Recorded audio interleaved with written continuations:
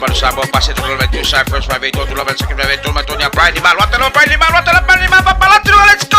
Whaafafonga I le tautua a le Radio Samoa se fulu lima iwa tolu amo. Ofa ma whaatalofa le tātou porkalame le nefu vanga la fiafia miso le tautua whaawopea mo oia le Radio Samoa se fulu lima iwa tolu amo. Ele nefu vanga la fiafia whapedana tātou le mai le lofa maranga le leo le tātou tapa ausili le langi. Taita ina mailo tu sui fōmaruia le ngata fōlole mātou wola mole whaawawina. Ia ole tautua a le Radio Samoa se fulu lima iwa tolu amo le nefu iasonga fuas fulu ono le neo Februari. Lua o luono, ia vi ia lava le lofa o le tua. Lana tausinga o lona lofa, pa iona tātou toi au dia maile ne ia so le fia male manuia fua i fo ilo tu soifua. Ia wale mawhatanga a inga, wo ia ma whanau a meise. Ia o le tātou atunuu, ia pe ona tātou au dia maile ne ia so ngā fua. Eo ina kau palasi maiti munga mo tātou de ne ia fia e tāua fo i mao ngai whapena ona. Kau wha malu ile ea ia la ko faisi ve velo le neve timu tātou iai. Ia ko hiki lava foi tātou tau nu ile tau malulu. Ia onga kako fai kio foi lele over le malulu. Ia o ile o whatalo whana mo oe ile ne foi ia fiafi malo le usu. Ia le ngata foi leono o ila tau sa fia ngai male te pena ino le whanau ia o onga. Ia pe ona tue taliwa ia onga le ne foi amatanga. O le nei foi vai aso oe fo le nasa au supo i lau ngā luenga meise la te weo la wauli ia mai mako le wako e mai le fiafi ia malo le ngā lue malo fo le unsai ia o le finau lava fo i ku leile chapa e fso sani le mo se wainga meise ia o mea tutongi ia matulanga pe ona e mana o mia i totonu o se wainga whantalo whatu le tapu inga nai ta mamana tina matutua malo se fu manuia ia te o tau Avtele lofa mlanga le leo le tua le tu soifua au auna ia le o tātou au lia meli tātou fo launga i le nei fo ia so ngā fua ia whantano whantu foi i tamama tina mātutua ia mai lātou umalama pe ona maunga mai le tātou porklame sui sunga i whawhengainga mo lātou whatua i so se atunu ia ma so se pitonu o lo whapena ia o na ngā lulu ai le ngaruenga le tua māloro soifua manuia manatu ia o la o tō fo i tā penanga i lea soana nafi, ia o whai lea ma waila au tā ua ma waila au au ngā, ia i loto o i la tō makua i ngā lala i le fia whaafonga ma whaalongolongo, i le launga i no lana fionga, ia i la lo manatu ma walunga, ia sa e fo i lo a inga ma lo loto ua tōmu i lea ngangapa ia, ma lo loko ua makua i koe e alu i la ko i lalo, longa ma wa lalo meanga ui, ia, ma le tūlanga i ke le koe wha mawarunga i se isi tingata. Wha teila i ana au na wha whengainga ona ole laungaina o lana fionga i le aso ana nafi e whai amaka ko wha longolongo.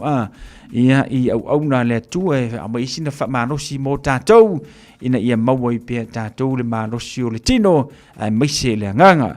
Pātele ma pātele te mai te samonike whatano whatu mo o tau i fionga mkopo mo lantu suswani ia lantu whatua whapena fōina o whalofa mwhatano whatu na i whiwhau tāla ia maise o na ia tātou missionary ia whapena ona tala ina rwhina ngalo le tua i so se atunu ulava o le neila lolangi le whapena ona mau mai le tātou porklame. Nai musika mo le manawa ngā luenga whatalo whatu mo ena te fia moe mai runga la wala stop your fia moe ai whai le mura usā runga la wala ia ma vai kako moli ma vali sa sa whatapula ina mo oe ina was fuvalu minute o tele tula ono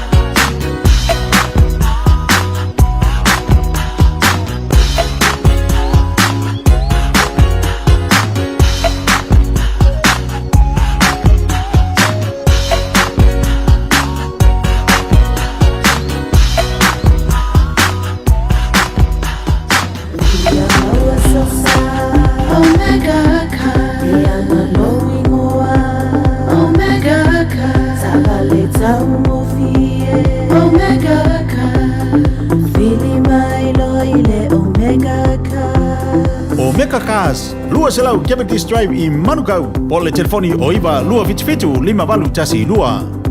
Susu mai Manukau ne Omega Cars. Umalole keisile Omega Cars. Ua mawhai nei o na whaatau wantu top up ale Digicel i lunga o le upenga ta whailangi ale ClickX Pacific. E mawhai fo i o na lafo aise leni i le MyCash ale Digicel i Samoa, tonga fiti mawaru atu i le na o le 5 ta la. E le leile reiti aso taitasi ma e whaingo fie fo i o na e listalai. Asisiane i le clickx.com e lafo aise top up ale Digicel. Pe lafo i fo i sau tupe i le MyCash ale Digicel Samoa, tonga fiti mawaru atu. Morisi whaamtalanga vla au le Olua tasi 5 tolu fafa. Olua tasi 5 tolu fafa. Radio Samoa. Taslima ivatolu. Amo.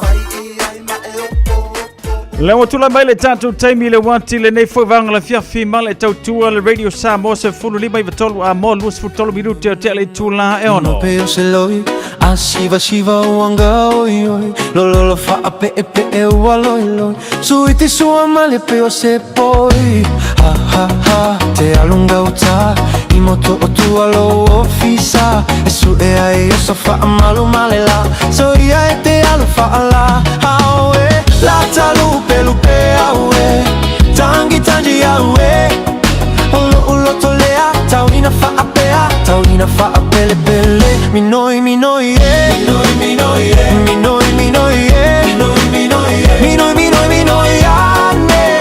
minoi amaya la upele.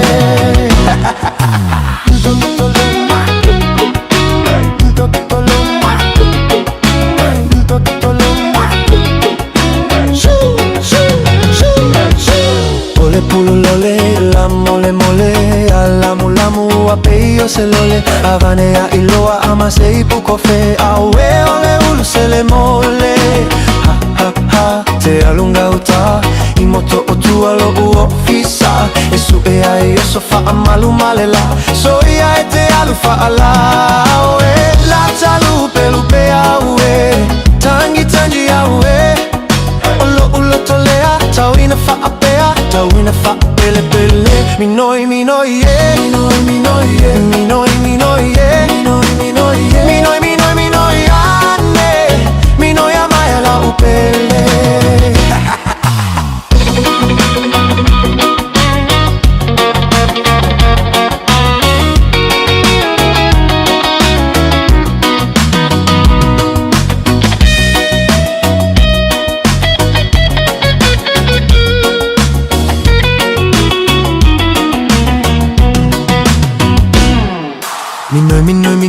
Minoi peo se loi, a siva uanga oi, lo fa pepe e ualoi, suiti sua mali peo se poi, ha, te alunga ota, i moto o tua lo uofisa, e su e ai so fa amalu malela, so ia e te alu fa ala, awe, la talupe awe, tangi awe, ulo tolea, tauina fa apea, tauina fa apele, minoi, yeah, minoi,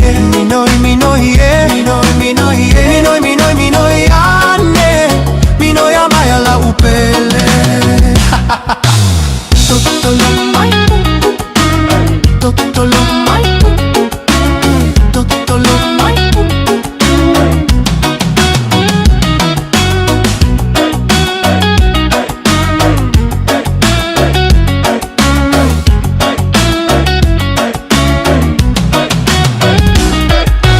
Ela nasi fonga matsango fia so ya what's Marisi na fatunga moka ore afia o mingo i kore mkuka mang ko fo ngai kelir ko nga mayanga ngafir ko nga ya kambalan nga awalangi ma ima yoi kako ko ya apa yer kambalan ngai fa nga umangai kalu sia wai ina ia papalingi fo ile afia la tole asonga foa fa ta lofa le tato por kalambele nei vai ngola fiafi ia ina wo manai paanga le fo mafuta mai ile tanto proclame mesio le tautua al Radio Samoa se fulima iva tolu amo Whaatalo whātu leu lua ia li ilu isa Fuimono Ayu whaatele whaatasimai Te Vinci Leonard Alo whātu whaatele whaatasimai le nei whaivanga ole fiafi. Ia, le ngata fo ile whaatalo whātu se uso ia lavena nai maro se fumanuia prada. Ia, whamoe moe ngā Samoa sau whalo sa mangu mangu. Makua I mangu mangua ile Valentine ping o mai atu nei Whawhawina tani alu malo te fumanuia. Le ngata fo le lungo le tanto YouTube channel mafuta mai se uso ia sasa tani alu. Talofa se fumanuia sasa ioe makua I long time ile ko mos fela inga auso. Alofa tu mo emra inga whaatele whaatasi mai. E te wanti mai awa se fumanuia e te wanti. Lunga la fo le tanto YouTube channel le mafuta mai ei weta sisters. Ya malo se fumanuia weta whaatele whaatasi mai le tanto porkalame. Ya male tautua le Radio Samoa se furulima iwa tolu amo. Ile nei fuwanga ole fiafi. Le ngata foi le whaatalo whaatu le tanto porkalame ia peta. Cho tui pele hake. Le whaatasi mai le nei fuwanga le fiafi lunga le tanto YouTube channel. Ya alo whaatu peta cho tui pele hake. Le whaatasi mai le tanto porkalame. Alofa te le moe whaatele whaatasi mai. Ile tanto tautua peona ile tanto porkalame le nei fiafi. Isi tamale na molmana o mai le pese o leo ke fiu o kulunga o masingile e leo mafayonga o so mai ia le ka au foi pese nga o le tama o le lole ula ia ke o se la u mai ka o le pese nga le nga manga o mai ia si tama o le lole ula ia ni te we se singwa nga ka ngole ko o mi mai te wa ko sa idia kulunga o kam singi pe bor ka pese ato ina Kaleni tango ai malo se fumaruia mai loa hati Wellington Afatanu le tulai ono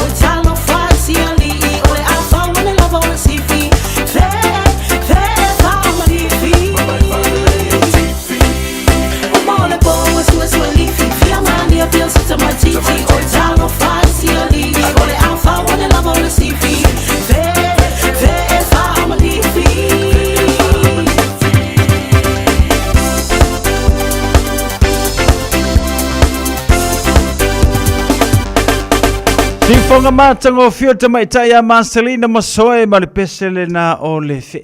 Io, ke lo lo ia ke oi po e ko va ai se fe e nge vai ke mi. Ia angai ke le fe o fe le leila ke mo o le falia.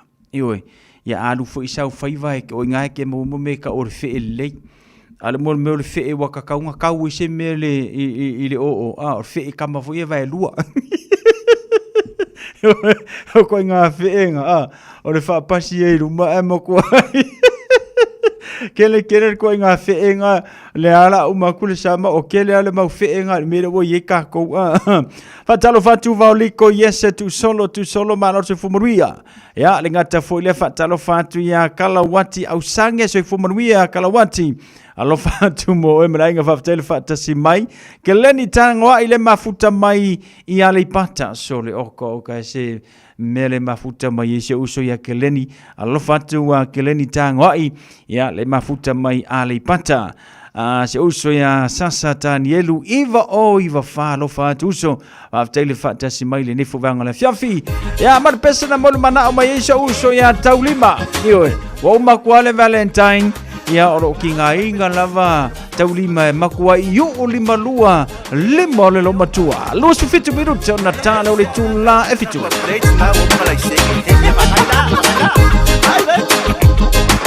Tango lima lua, le lima loto alua. Awa o le ki apolo e wi mai tua. E kami mai lau telefoni, e ulu i lau o mongi.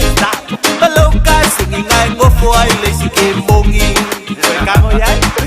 Tango lima lua, le lima loto alua.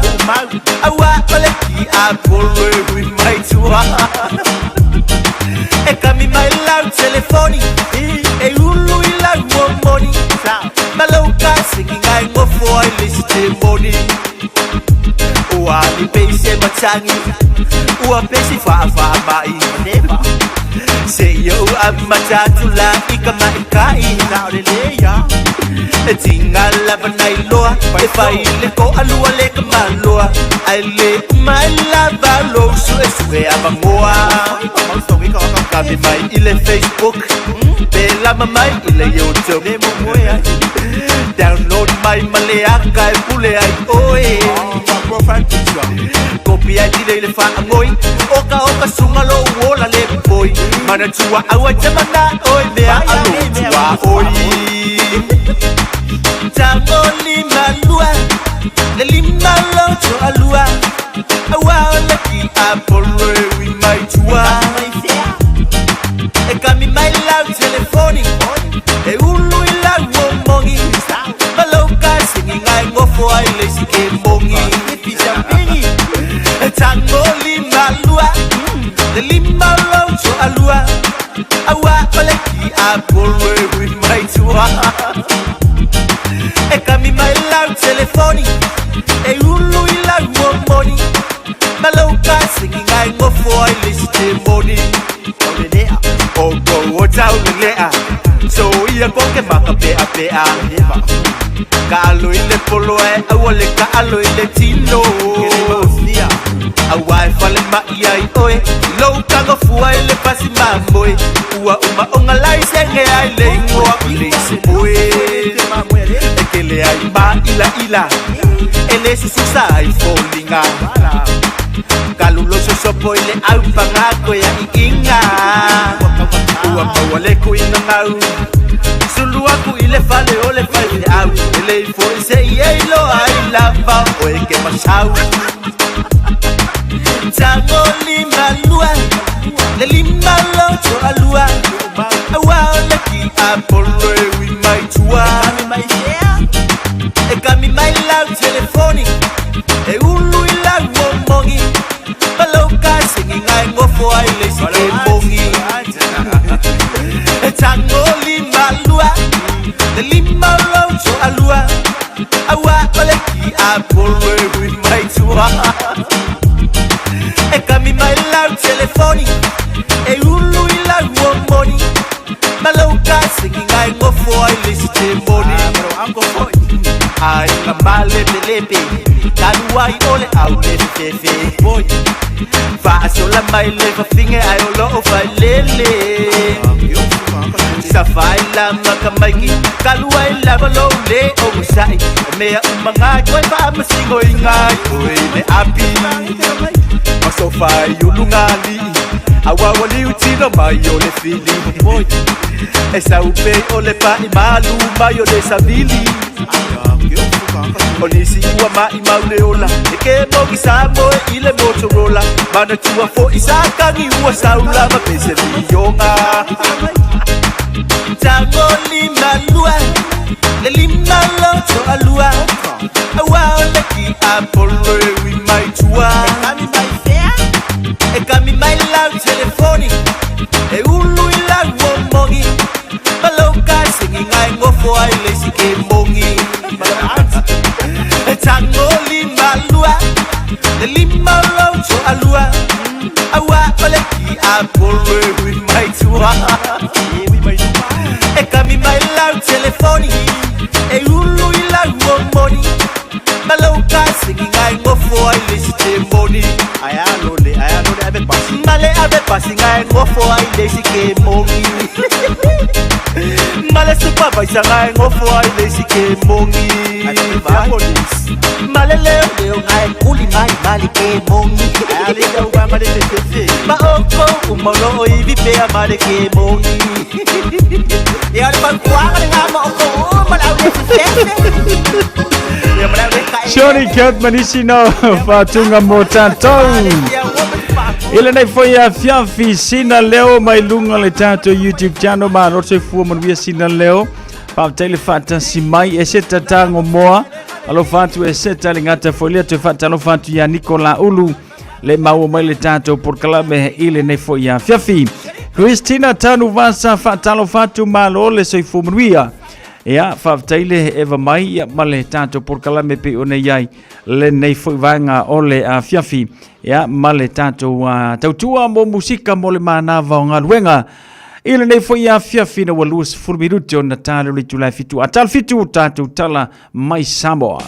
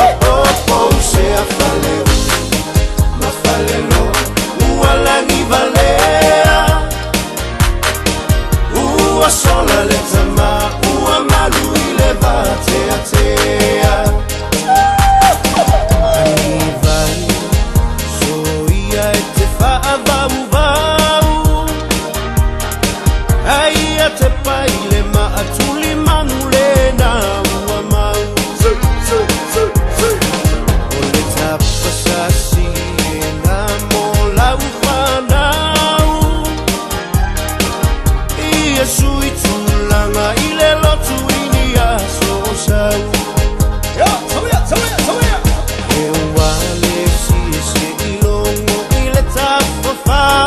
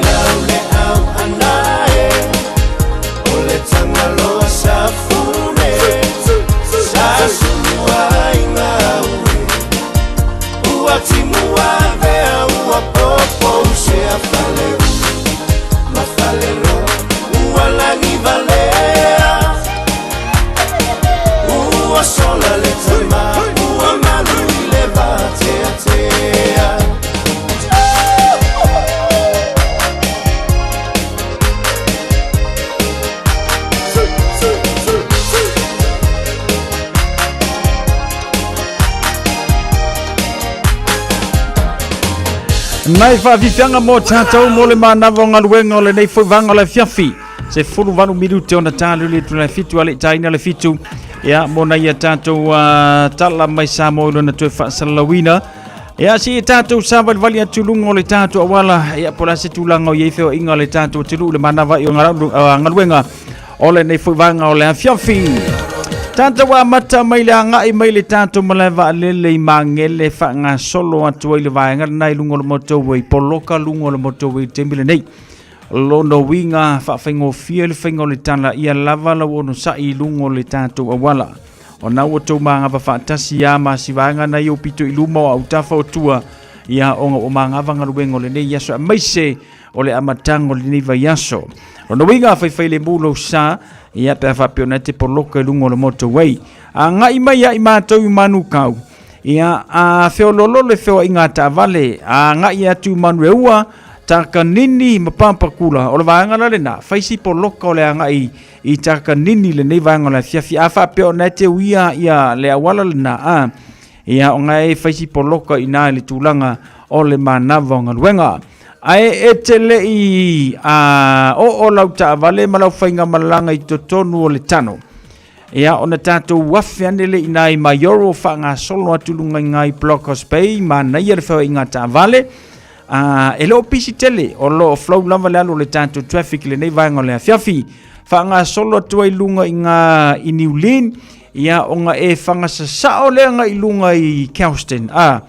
Luatua ina I Glen Ida retu tilo atu ngai kau poloka la kikia ngai ai mingoi le tātou traffic ngai mingoi le o mingoi kele ngai mingoi ia male tulanga na pe fa pe ngai ke pasi aku ngai diulin e oso kulo ngai ke alu eventayo ia ma e kamia ko ngai fe foi titi rangi ia ma ko offer te ngol motorway e fasa sao ko ngai poloka la ngol motorway menga le wala na poloka offer right nai e tenta tu south nga ia tu nai tenta tu peninsula ia ngai faisi poloka la kiki or vanga na ia alwa tu nai Lincoln Road le off frame in Lincoln Road poloka ina ia fio lolo le nga ia tu nai Messi Road male alwa tu ngai lunga nai hapa ia nai seki lava I le city south end motorway faisi poloka nga ilungo le tanto wala la papa le fai tu North Shore ia o tulanga nalo ia le tanto traffic le nei fuivanga le fiafi faisi poloka ia ono le mang navonga luenga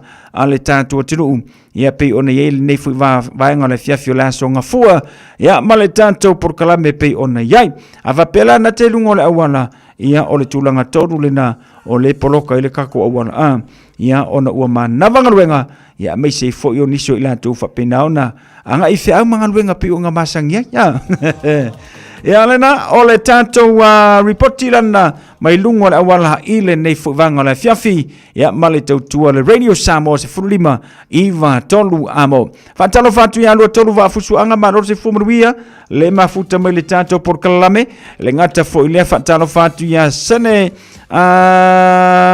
tima sene timara o frani tupu manaya malo se fumuia fa taile fatasi mai va vale au elua so I fu manuia alo fatu fa tele fatasi mai ile nei fo ia fiafi Fagalo nei mafaufaura pe ai sea le alo fana ve ale mataua fa avai a oneiwa avea mateua mamai Amma vai o timuga Ua lagi lele Te aise le pogisa Nai lo meuma Oni asu alele O asu amasei Fai le tonu e ilo alemoni Olo alofa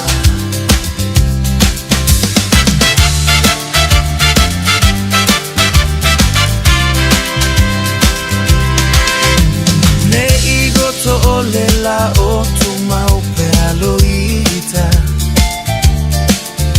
le alo famoni le fa pena ona uiga le nei la lo la tumu ifa ososoga Ia te pataula I tau nuu o manaoga Ama vai o timuga Ua lagi lelei Te aisele pogisa Nai lo mea uma Oni asu alelei O asu ua masei Faile tonu e iloa lemoni O loa lofa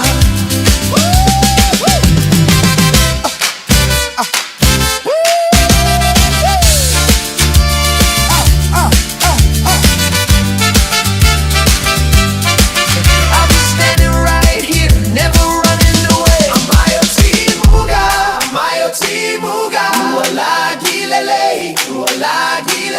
Te aisele pogisa. Nailo me uma. Oni aso alele. O aso uamase. Faile tonu e iloa lemoni. Olo alofa.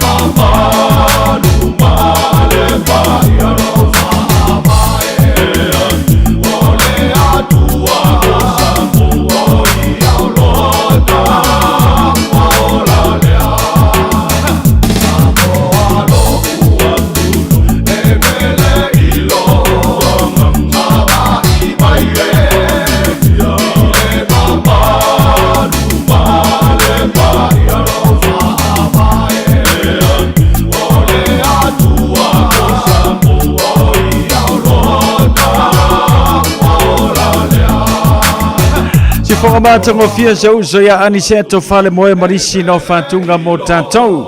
Fatalo fatwai sa uso the master. Peter Towers the man.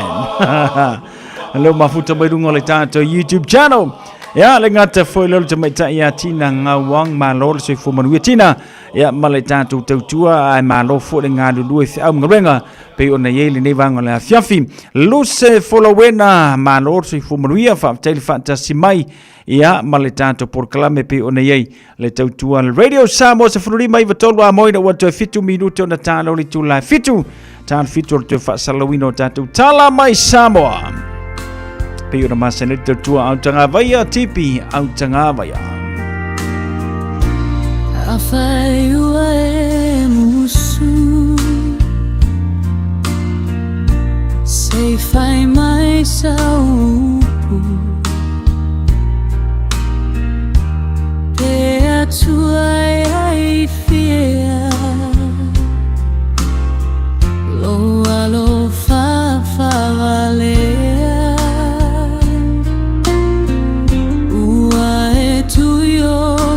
toga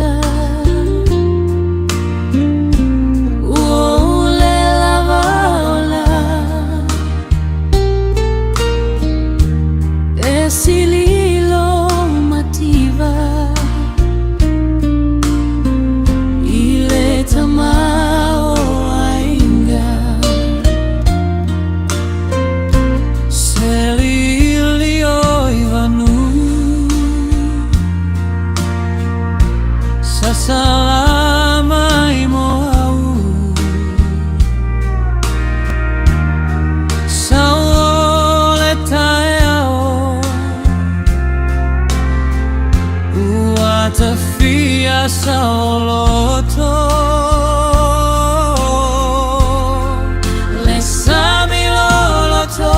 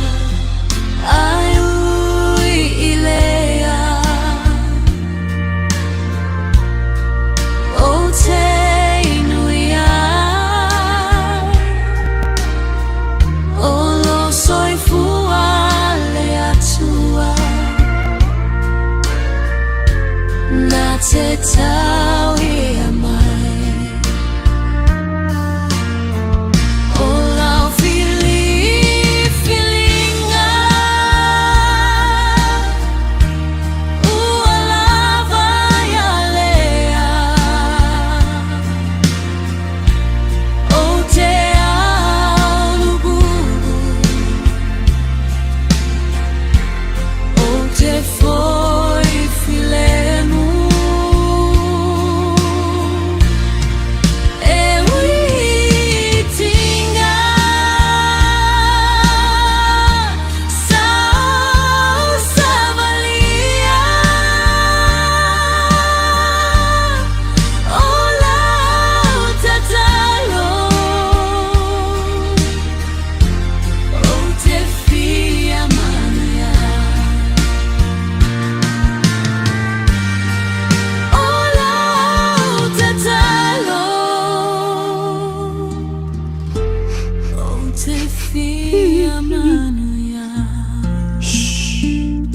O ia ko ke wheka ngisi mai o le whainga rueng. Se o ko ese.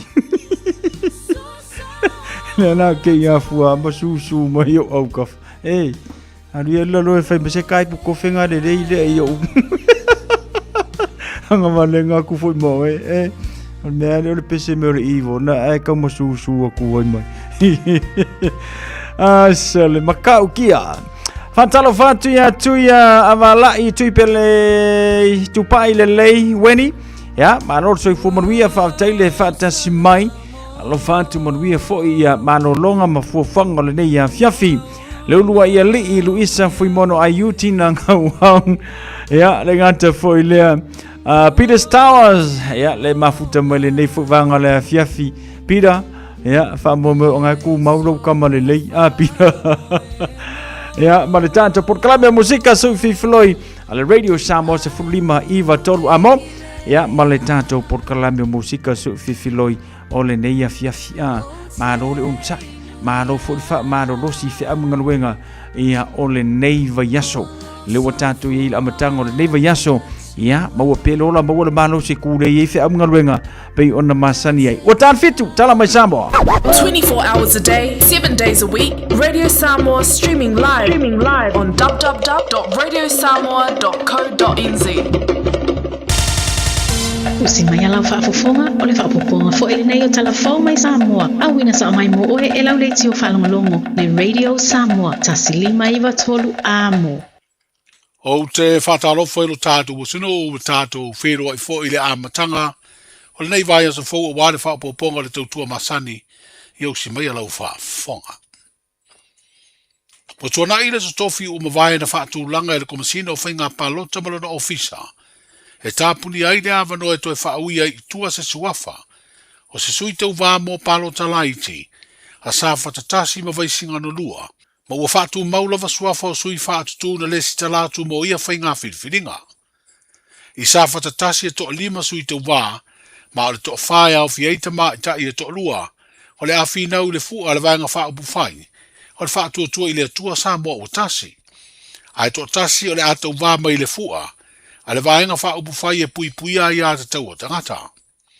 I vaisinga no lua e to lua sui o le awhia i eile whiriwhiri ngā lea i tū mālo whapalota.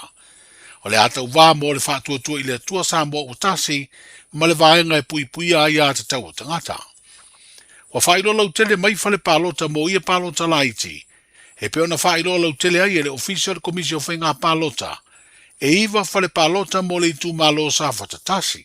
Peta ia valu fale palota e fito a wha o ngā i le asfareile luas furufitu o Februari. I le palota la titi. Ai o le palota mua po le pre-polling i le solulu luas furulima o Februari. O le a wha o ngā le fale palota. I le maota o le kalesia e whakasai sa na puta. Mo le tu malova i singa no lua. E lima fale palota. Mai whafto a wha o ngā i le asfareile luas furufitu o Februari. Mo le palota la titi. Au whare palota numera 5 le maota leo le kalesia metotisi sa taua. E wha o ngā mō le palota mua.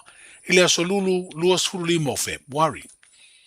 O whare palota tau sa vali po mobile booth si upolu o le maota ngase moto tua. I le vaenga o lo iai le whale mai wha ma matoto. Ma le noa fuanga o lo tau si ai ta māmatina mātutua i mapui whangalele. I le moto sa vai, o whale palota tau sa vali o maota ngase tu sivi o vai pouli, sa fotu, sa taua mo foi lalo.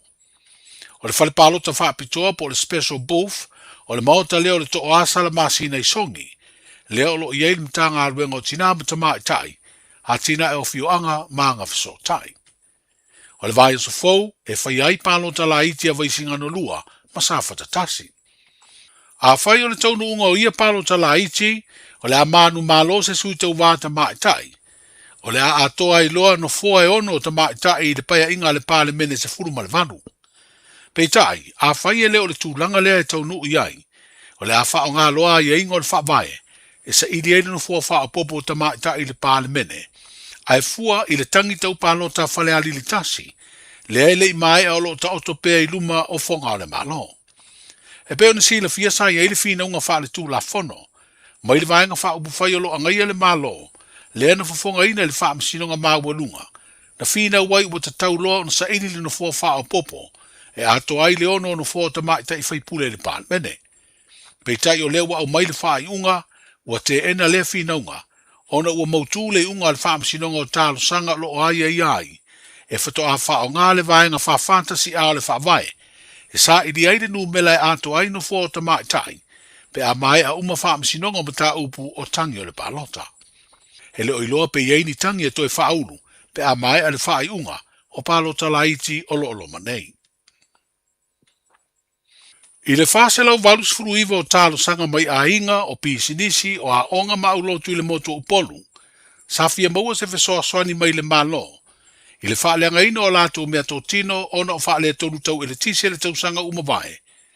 O leo wa whairoi e wala o sota inga le malo le vai ngā tupe. E tasi le miliona iwa se lau fitu sul fitu afe tā lai whaatino ai. Tau i o mea tō tino na whaaleanga ina. O leo wha inga e whaselau walus furu iwa o talo sanga sa ilo. Wa ofi ai le tolu se lau iwa sfuru ono a inga sa talo sanga i di fesoa soani. Ma o le iwa sfuru tolu e mai wha ala tonga o pisinisi ma onga. O mati o le tau sanga umawai pe o le sila fia o mai a aperida o le tau sanga la velu o rua lima. Na tūla i mai ai wha ale tonu tau ele tise i uponu ma whaina ai mea tō tino ma o ngā nisi o a inga o pisinisi ma onga wha pea wha ala tonga ma au lotu. O mea tō tino na fia o masini e ola i le tise. I le lua tausanga sosoo o sola pea Samoa ma le manu malo. O le pale o le Pasifika o le tausanga lua orua whama le lua orua lima. O le o le tali leo tāpenanga o le tātou tausala mo le tauvanga le tali malo ai le atunu o fiti. I le whaai unga o le vai aso ua mawae. O whaapaleina ai le tausala o fiti. I le tausala o le Pasifika. Ma ua tūlanga lua ai le tausala mai le atunu o Papua New Guinea. Ai tūlanga toru le tausala o Samoa. Le tama itai o ilinga noa whenga i mali i soti mapu. Ia le toi mea o mai a ia le toi tale o ai le o mea fa tai tele le lava o moni le lava fa tai le o mea la tova luenga pizza ile awal tap menga le fa o tai ma tua ainga le ainga o malava o bo mai masani na malanga o mau mai awal fa mo tai tele mai pizza ele lo fa ne malava tata pai Le tausala o Samoa ua maua le tūlanga tolu po le second runner-up le tamaitai o iringa noa whenga i mali i soti mapu. I sona fina ngalo whaalia ina ua mai a le taubanga. Na sa ili eise tausala o le Pasifika le ua manu malo ai le tausala fiti. O le tausala o Tonga ua maua le tūlanga wha po le third runner-up. Ai o le tausala mai le atukuki le tūlanga lima po le fourth runner-up. Tere le ngona whaalio le atunu i lo lato le talio le whaiunga, pe tai o upu masani le atunu e le mua umani wā. Tātou tāpo ia leisi tau sala o le Pasifika le tausanga fau, lua o lua fitu.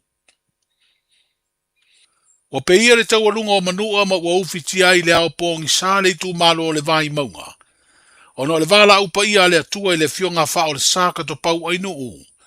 O se tamali ina se ei, i le tofi fai pule o vai maunga i se sifo, i le paia inga wha le mene o le tausanga luafes furu ono le lua o, a o le teuteuina le wha vai, wha pele tu la fono o whainga palota ma toe sui ai vai vaenga o i tu malo wha palota o le tātou utino. Sa tau wā o ie le no fua le vai maunga wha, i le palota tele ia au kuso le tausanga le tenei, ai le imanuia. O le paia inga sfuru ono le pa le mene, na se ai o ie le tofi min star le kapeneta, mo le mtanga aluenga o whaamasinonga, ma le whaafoina o matau butau whaamasinonga. O lona teimi le tofi min star le mtanga aluenga, na teute wai le whaavae, ma sui ai le whaatulanganga o le pulenga o le whaamasinonga, ma mafu ai fete na ingo finangalo ma taofi o le pāle mene ma le atunuu, a o loma le pālo te tele na whaia, i le tausanga e lua o lua tasi. O le fionga wha o le saka to pau o inu u, o se lo ia sinia, ma o lo iailo na ofisa lo ia tu to tasi malifa, o lo ngaruru e nisi o lo ia i le vaenga tu maoti. E tu malo le fionga wha o le saka to pau, uono sfurulua tau sanga o na soi fua. E li wha mautuina se aso e whaiai o na toe sauninga, ai o le fiafi o le stona ina tenei, na tu malo ai. O tala amatai o le nei vai o sa fau, soi fua. Talo fa Samoa, wa ule ne yo kas putialu awal suia ngila wa ule kio eva mai ina se fudu lima iva kolu amo Radio Samoa bevela Ole na ua mawhai o na whafonga le tātou tenu uile te whaasala la wino o tātou tala mai Samoa saunia ma whangaratu le tō whautanga vaia tipi au tanga vaia ea e sona whaapoponga a mata o le nei fui vai aso tau pule le ola malmalo si mai le atu e tāna walu le aso a tai au o le a mawhai o na te maua i sisi o na whaapoponga o a tātou tala mai Samoa pei o na masani ai. Iwa minute o te aile i tū la e fitu ma le tātou por kalame ma le tautua a le Radio Samoa sfalima i vitoru amo. Talo le tau! Ya, tātou sawa le vali atu se vai a kule kalo le kau mo ka kore ngia fiafi po la se tūlanga o iai e whanga solo iai au fufuanga. Ya, a mai sau por kalame whanga solo le amatanga o le nefui vai aso. Se whanu malaiva te kiri le wa iai lo na mawhanwhana mo tātou le nefui vanga o le fiafi. Ya, o le tautua a le Radio Samoa sfalima i vitoru amo ma le talo le tau mo tātou. Ya, sa vai ala foi ya le leo le talo le tau mo tātou to uru vavasoro ine timunga inisio vaenga le tātou tenu. Ya, pei ona iai ia le talo le tau la matanga o le nei foi vai aso. Whanga sono tu le aso a tae au se furu mariva te kiri lua sumar whalo na mawhanwhana mo tātou le aso a tae au la langi lifo le tau mo tātou le aso a tae au pitai inisio vaenga o lo whapena lava ia ona te uru ene ti munga fantasi ai ia manai sa video la whapena na afia inisio teimi o ngā to tondo le neiva iaso whailo mai sfuruiva ti kiris fulua no mawalalo ia la ba ia fori whauli inisio teimi panasi ti munga inisio teimi ia ma tulanga pe ona iai le talo tau mo tātou le aso lulu whanga solo tu le aso tofis fulfitu te kiris fulu no mawalalo ia ma le talo tau mo tātou iau kilani sauni sau whainga malanga mo le tātou tenu o Samoa irene fo ia fiafi luas frumaraiva tikiri lona vivela luas frumarilima lona mawanalo pe ona iai timu niso taimi ya ma whapena foi ona susulu manosi le la niso vaenga ai olo tu mau pe ala patainga ya ma tulanga pe ona iai ia le man losio tafenga niso taimi palasi timunga niso taimi ya ma le si o le tai i le teno aso pe ona iai la patai mela tatou ta whapea e te anga i Samoa le neviaso tulanga na tau pe ona yeli tano tau mo tantu tru o Samoa. Ile ngata i fale malekale no whainga whaiva au kilani. Whailo mai sifuru valu minute te le valu le tae sua le ngata i fale mau malia le poa na nei le afo le valu. O ne hanga le whailo ilo mai. Lua se fulu ma le wha minute te asuma le tasi le tae sua le ngata i fale. Lua se fulu lima minute te asfulu lua le poa na nei. O le atu e mau malia tu le ngata i fale mo o ne hanga. O mātou nei manu kau hea te le whai mai fitu minute te asumaritasi. Sua le ngata i whale 5 minute te asumaritasi li poa nā nei. O le atu e mau malia tu le ngata i whale mo manu kau. Ma le no whanga muri wai pinchi le wha mawina. Se fulu ono minute te asumaritasi li te sua le ngata i whale mau malia tu ile a fiafia nā nei. Ile 5 minute te asumaritasi. Ka le nau whainga whaiva le whamesivanga leo nei tae ao so lulu. Ia se ia pa ia le aso lua le vai aso asau. Ia le whailo mai e matango fie malangi le lei. E tūlanga o le talo le tau mo tātou. Pe ona iei le amatanga o le nei fui vai aso. Ia ma le tūlanga o le talo le tau. I le amatanga o le nei fui vai aso. Lona asonga fua. Ripatia mai le ofisa va ai tau mo tātou. I le nei fui vanga o le afia fitalo le nao le tau. Ngā te whale mo le tātou tunu. Ia whaatasi ma le ka leno le whainga whaiva. Ripatia mai le ofisa va ai tau iau kilani.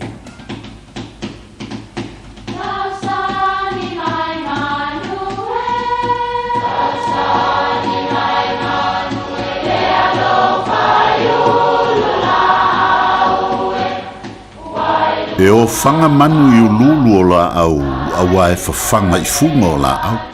A o le tangata, e whawhanga i upu matala.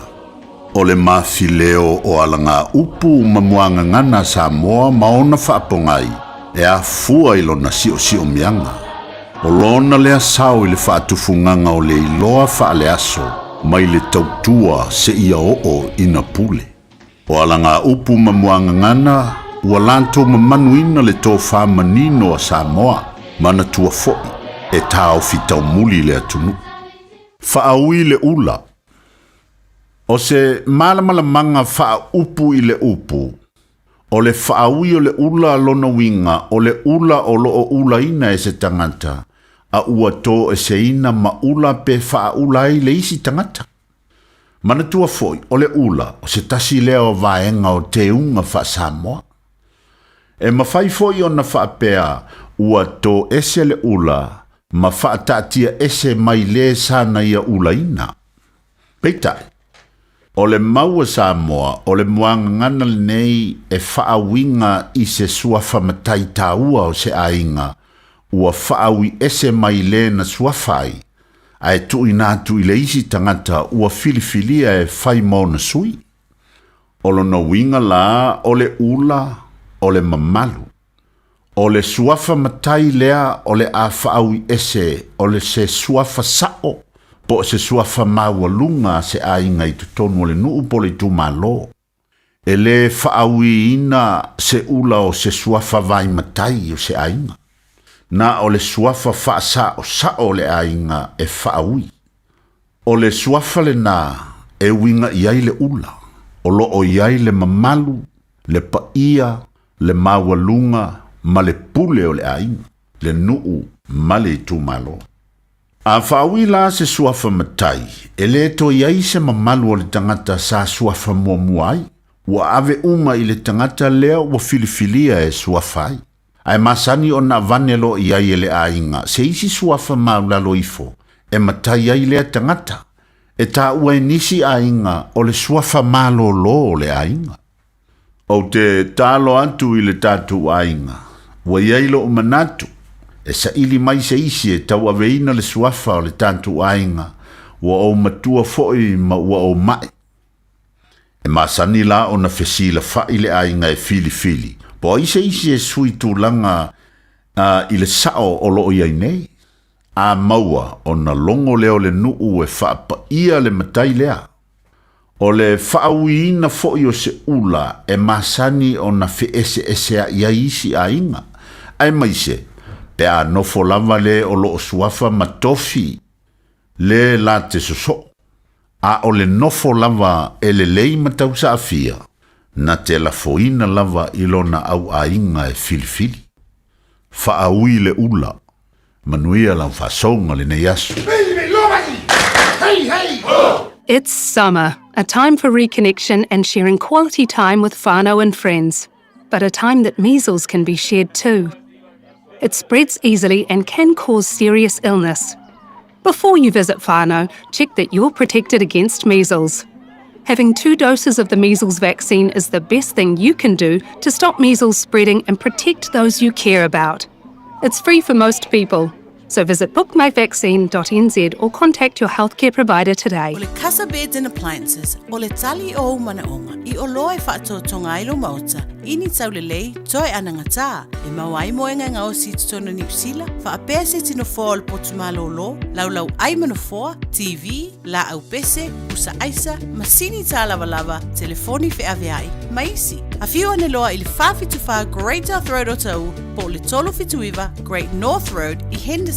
Le Casa Beds and Appliances, telefoni o valu se lau, lua 555, o valu se lau, lua 555. Ta lofa lava, o le siu fofonga le nei o Samoa, le Radio Samoa.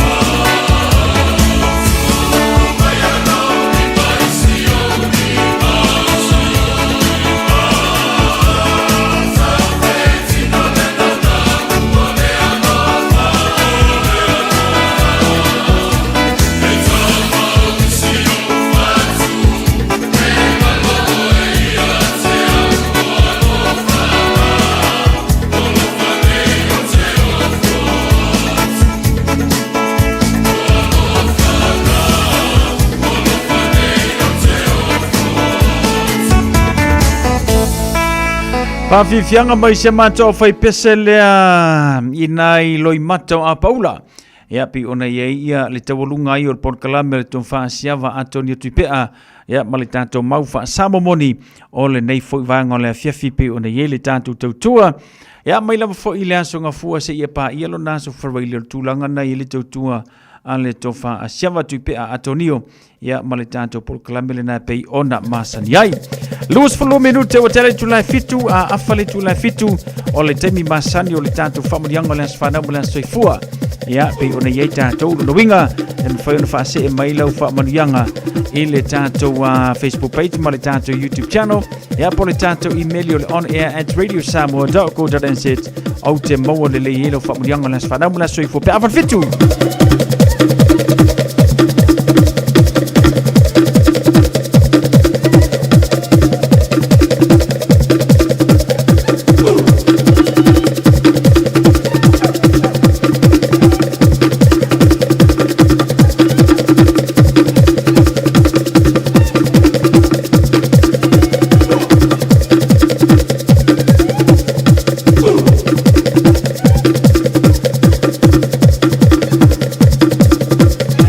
Ea le wau mo le tātou whaasilisilanga le nei, o whaasilisilanga le nei.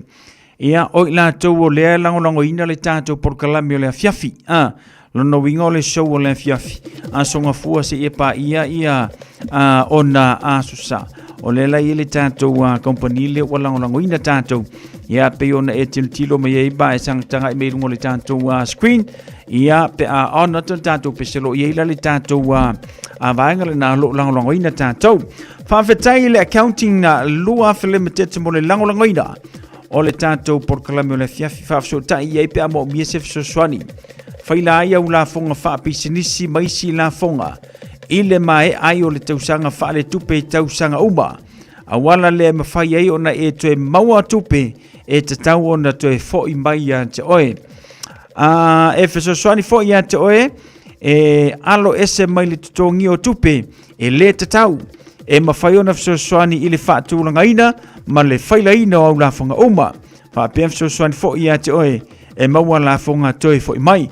Whawhesotai i a Paka Prasad mai fiti accounting lua fe limited i le telefoni o lua fa fituiva lima tasi fa o lua fa fituiva lima tasi fa au vanga lina pe fa peua se fulu kausanga ele mo sa refund ala e ka kipi au la fonga ma kele isi vanga te tau na mo i mo me ka o tax return for tax refund. Ia ora ni alu ye toi onga e kangole fafso kaila ka mo paska Prasad. Ia ole accounting lua fe limited ile telefoni le o lua fa fituiva lima tasi fa ma ole langolango ma losi fo na le tanto Port Kalame. Ia fiafite tasi male tu radio Samos Flima iva tolu amo. Patalo fatu ya tui avalai tu pa ile le weni ma no se fumruia. Whawtai le whaatasi mai le nefu vanga le fiafi. Ia ma tūlanga pe ona iei le tātou tautua male musika ale radio Samos Flima iwa tolu amo. Tātou pese leo na se lo le tātou Port Kalame. Ia mo le talaino le tātou leina. Tolu fitu tāsilima iwa tolu. Ia pewa peo le solo waso whanamuno waso soifua.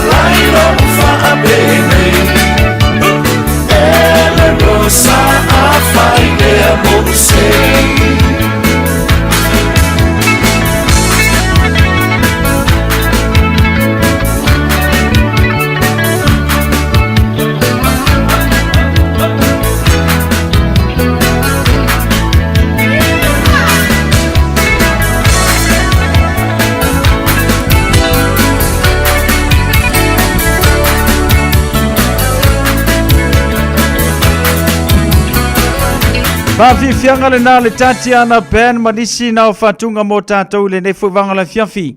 Ya male tautua le Radio Samoa se furulima iwa tolu a mo. Ina wa luas furumaliva minute wa te ale tulai fitu mai ale tātou peselea. Ya mai ala tasi matini masiali ila wa maua. Maua le pesera ko inga ring mga oi. Ka wale wal waku brother.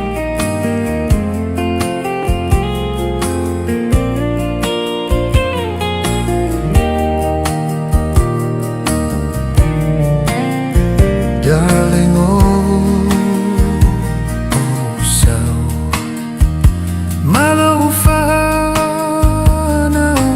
now petofai o se tabu afama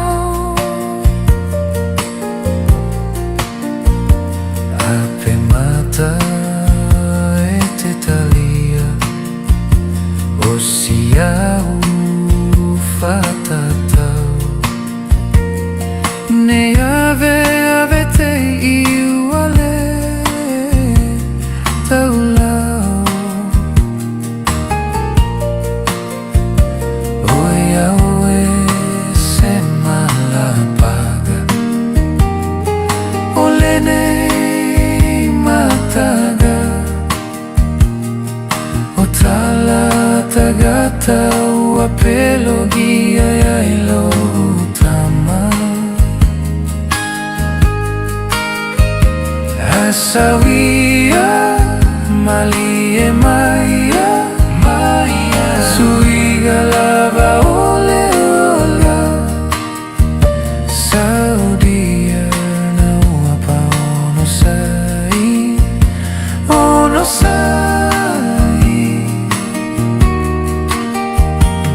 Sawia malie maia maia suiga lava ole ola saudia na ua pa ono sai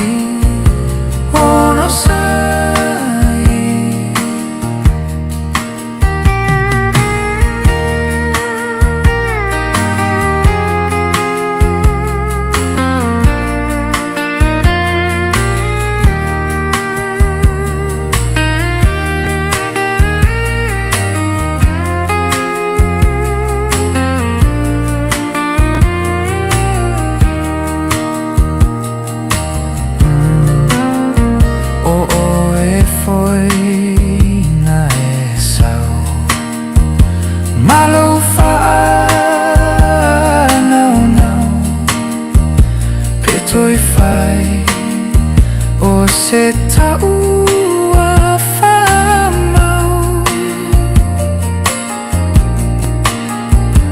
ai pe mata e te talia o siau fatatau ne ave te iuale taulau Yahweh se malapaga olene mataga utala atagata ua pelogia ilo utama asawia malie maia maia suiga lava Saudia na ua pa ono sai Asawia malie maia maia suiga lava ole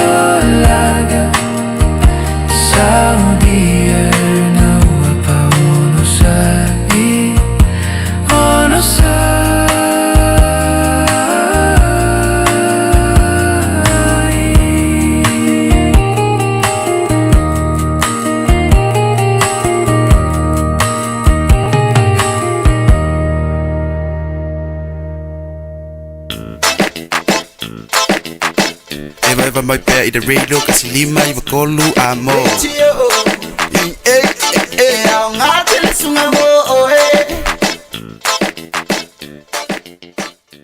It's summer, a time for reconnection and sharing quality time with whānau and friends, but a time that measles can be shared too. It spreads easily and can cause serious illness. Before you visit whānau, check that you're protected against measles. Having 2 doses of the measles vaccine is the best thing you can do to stop measles spreading and protect those you care about. It's free for most people, so visit bookmyvaccine.nz or contact your healthcare provider today.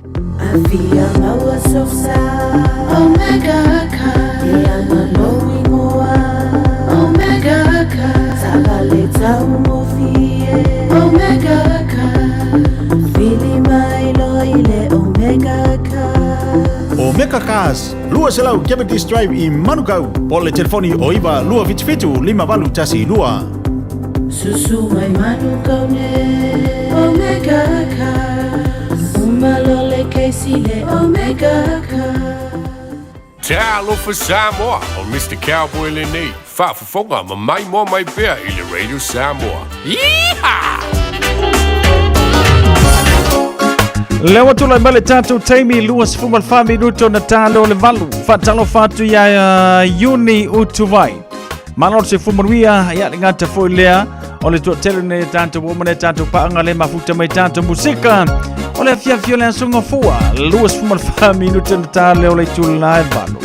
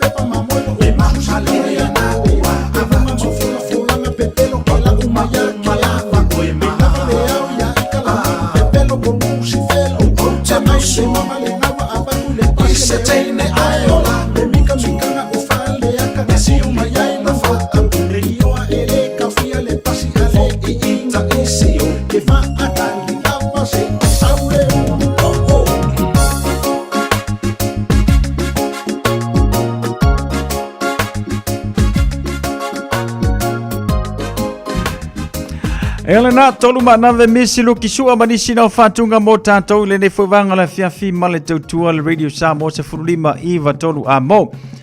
Nei musika wala mafo le manava ngaluenga mai se fo ila tolu whaafong mai mota maulawa. Ele ne fo ia fiafi la sunga fua lungo le tātou YouTube channel le mafuta mai Yesu Rita Eneliko. Ia mai America Samoa whaatana whatu. Le ngata whalese uso ia Kalifa, marwhalitua ia Alieta Komiti, whatalo whatu uso, whamabwena marui o rua le lofa mananga leo le tua. Ia ma le totelo nei tata womana i paanga pe o nei ai. Ia le nei fo ia fiafi. Na ia tata whasil silanga lau tonu mai i taua o le itaina le valu. Ia o le tata porkalame pe o na masani ele tautua. Ia ale sunga le whawhiangainga pasta poni foroti. Pe atali tu le valu o le nei fo ia fiafi.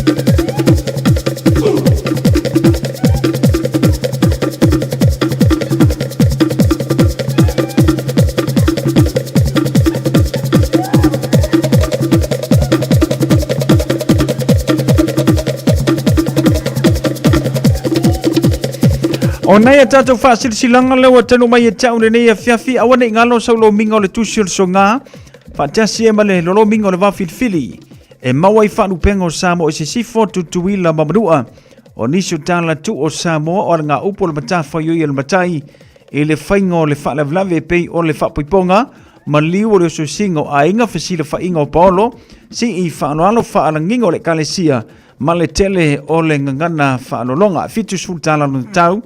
Na lo fisa na Radio Samoa le tolu pa tolu no Hope Avenue Manukau e te mawai mo nisi fa matalanga vala au le lua no lua tasilima iva tolu lua no lua tasilima iva tolu petanga iane i le shop Radio Samoa.co.nz te whaima yesau oka o a tātou tusilina i le ava male whaanualo. Leisa tātou a whaasilisilanga lea ua tanu mai e tau mafutanga alo ma tama whanau le neinu o vai e sa fata. Whaatolo watu Samoa i lau whaafonga anga ta pua i le nei vaenga o le aso. O upa ia mamamandu o le aleo o iei se whaamatalanga. Ai nunu watu whaatini o tausala wa o Samoa le i aia wa ungata. E le ngafa tauli maina sa matou whaamatalanga. Ne isala le ngangana o na whailea malape o le awauna. Tulauna lava.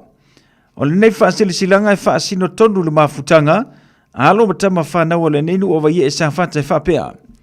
Whamalmole, sui o le mafutanga alo matama whanau o seo matou nu o vai e iau kilani nei, a mese fo o le loa loa o tama whanau o na fioanga iau kilani.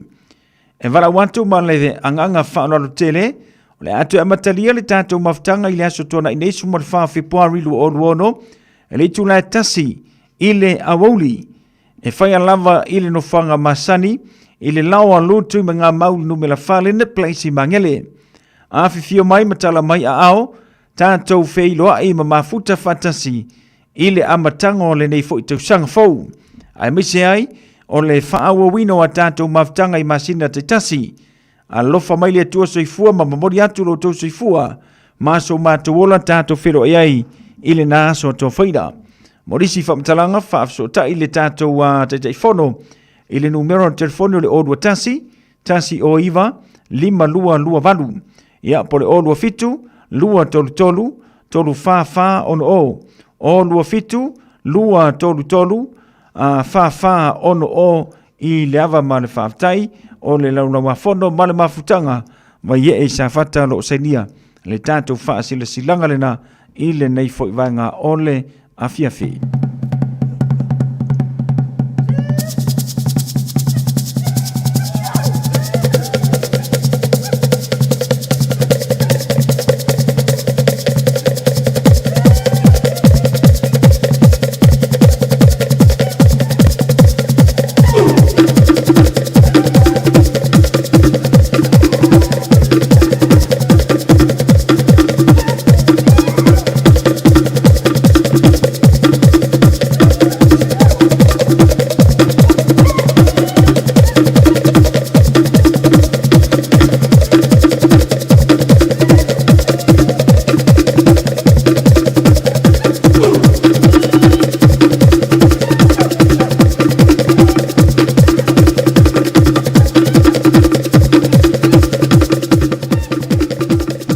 E ana paulana ne tatu fasi silanga lewa tanu mai e tau le ne foi a fiafi male tau tua la radio Samoa fuli mai vatolu amo nisi vanga te fia malamlama tile vala mai le lua no lua ta silima i vatolu lua no lua ta silima i vatolu fasi silanga me le asonga fua se ia pa iona so froile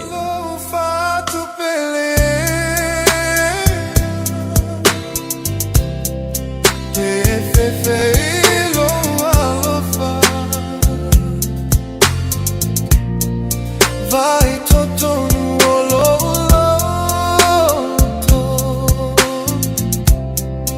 na oe olo iai na tu si se la pepa fesilia so alofa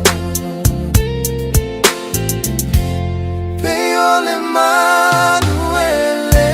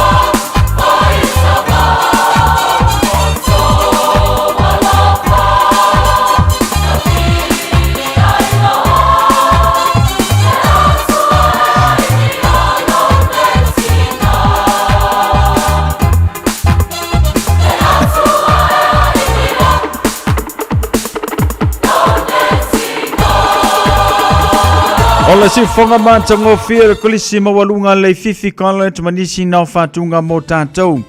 Lau pepe pilione ma lorso fu maruia a Simone Tangiloa le mafuta mai ia ile nei fu vanga le fiafi tula e americana Samoa. Alo fanta faftei le fata si mai le nei fu ia fiafi yako poeti Tina Ngawang Amelia Mikaele Surita Enelico ma lorso fu maruia. Ya, faftei le fata si mai le tatou tautua al Radio Samoa Filima Vitoru a mo le nei fiafi 5 minute tan valu tanto por kalame marsunga le fafengainga pasta poni fonti tutulo penga ile loloto.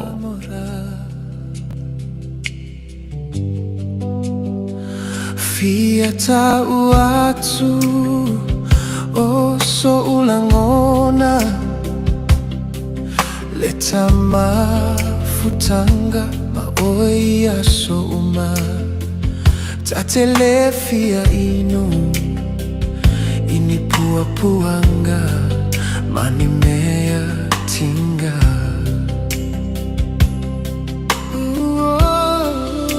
Sao ia oe uatasi ilo ulotoe Ole lunga olo ufaa moe moe Olo ualofa tu maupea ele mafai ona toe fata fea o alava ni mea etutu pumai leta mafutanga utelefa avai vai etu maupea ma oelo au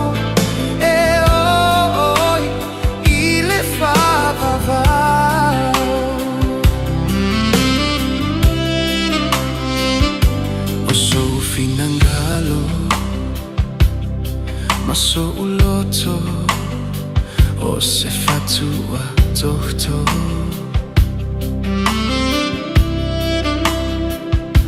O mo omoga ia taunu ila taiwa faingao O utuina naunga ile mafutanga Olo si uleo avea maofia fianga Sauia oe uatasi ai lo John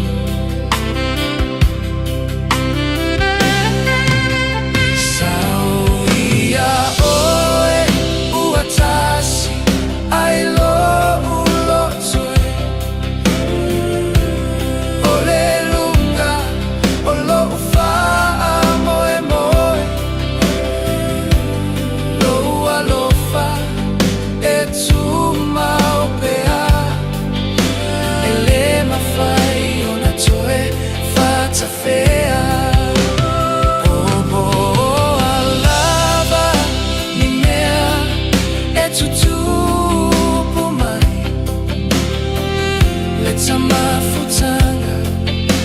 Telefa avai vai e tu maupea ma oelo au e ile fava va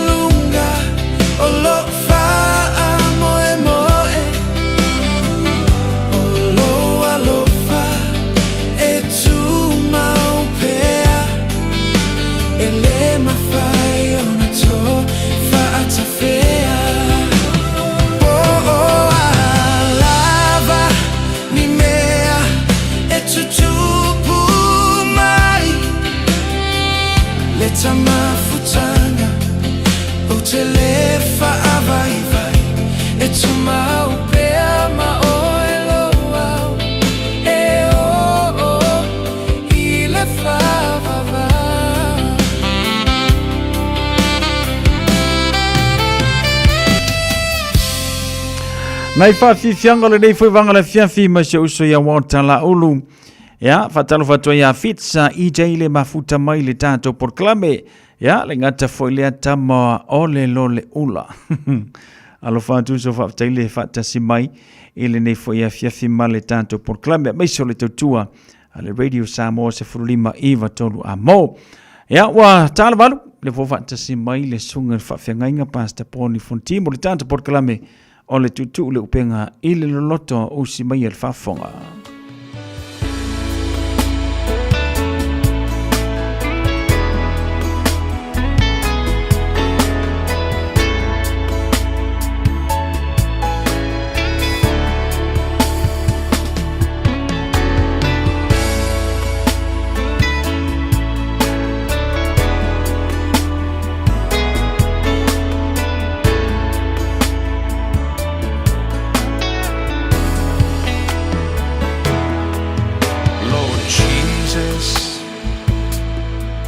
You're all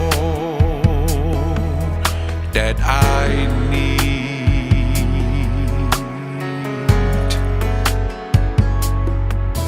Lord Jesus,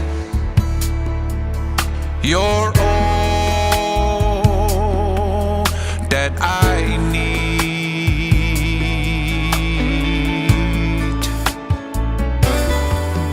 Lord Jesus, I am nothing without you in me. Lord Jesus, you're all I need.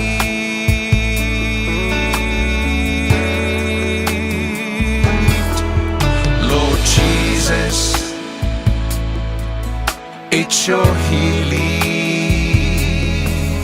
that I need.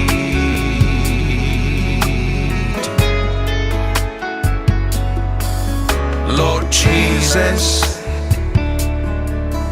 it's your healing that I need.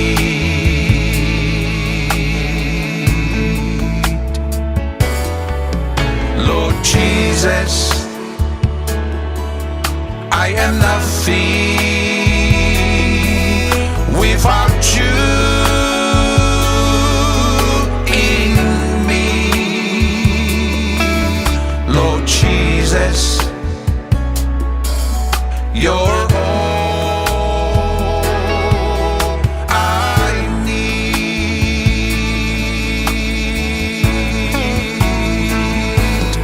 Only Jesus, you can see me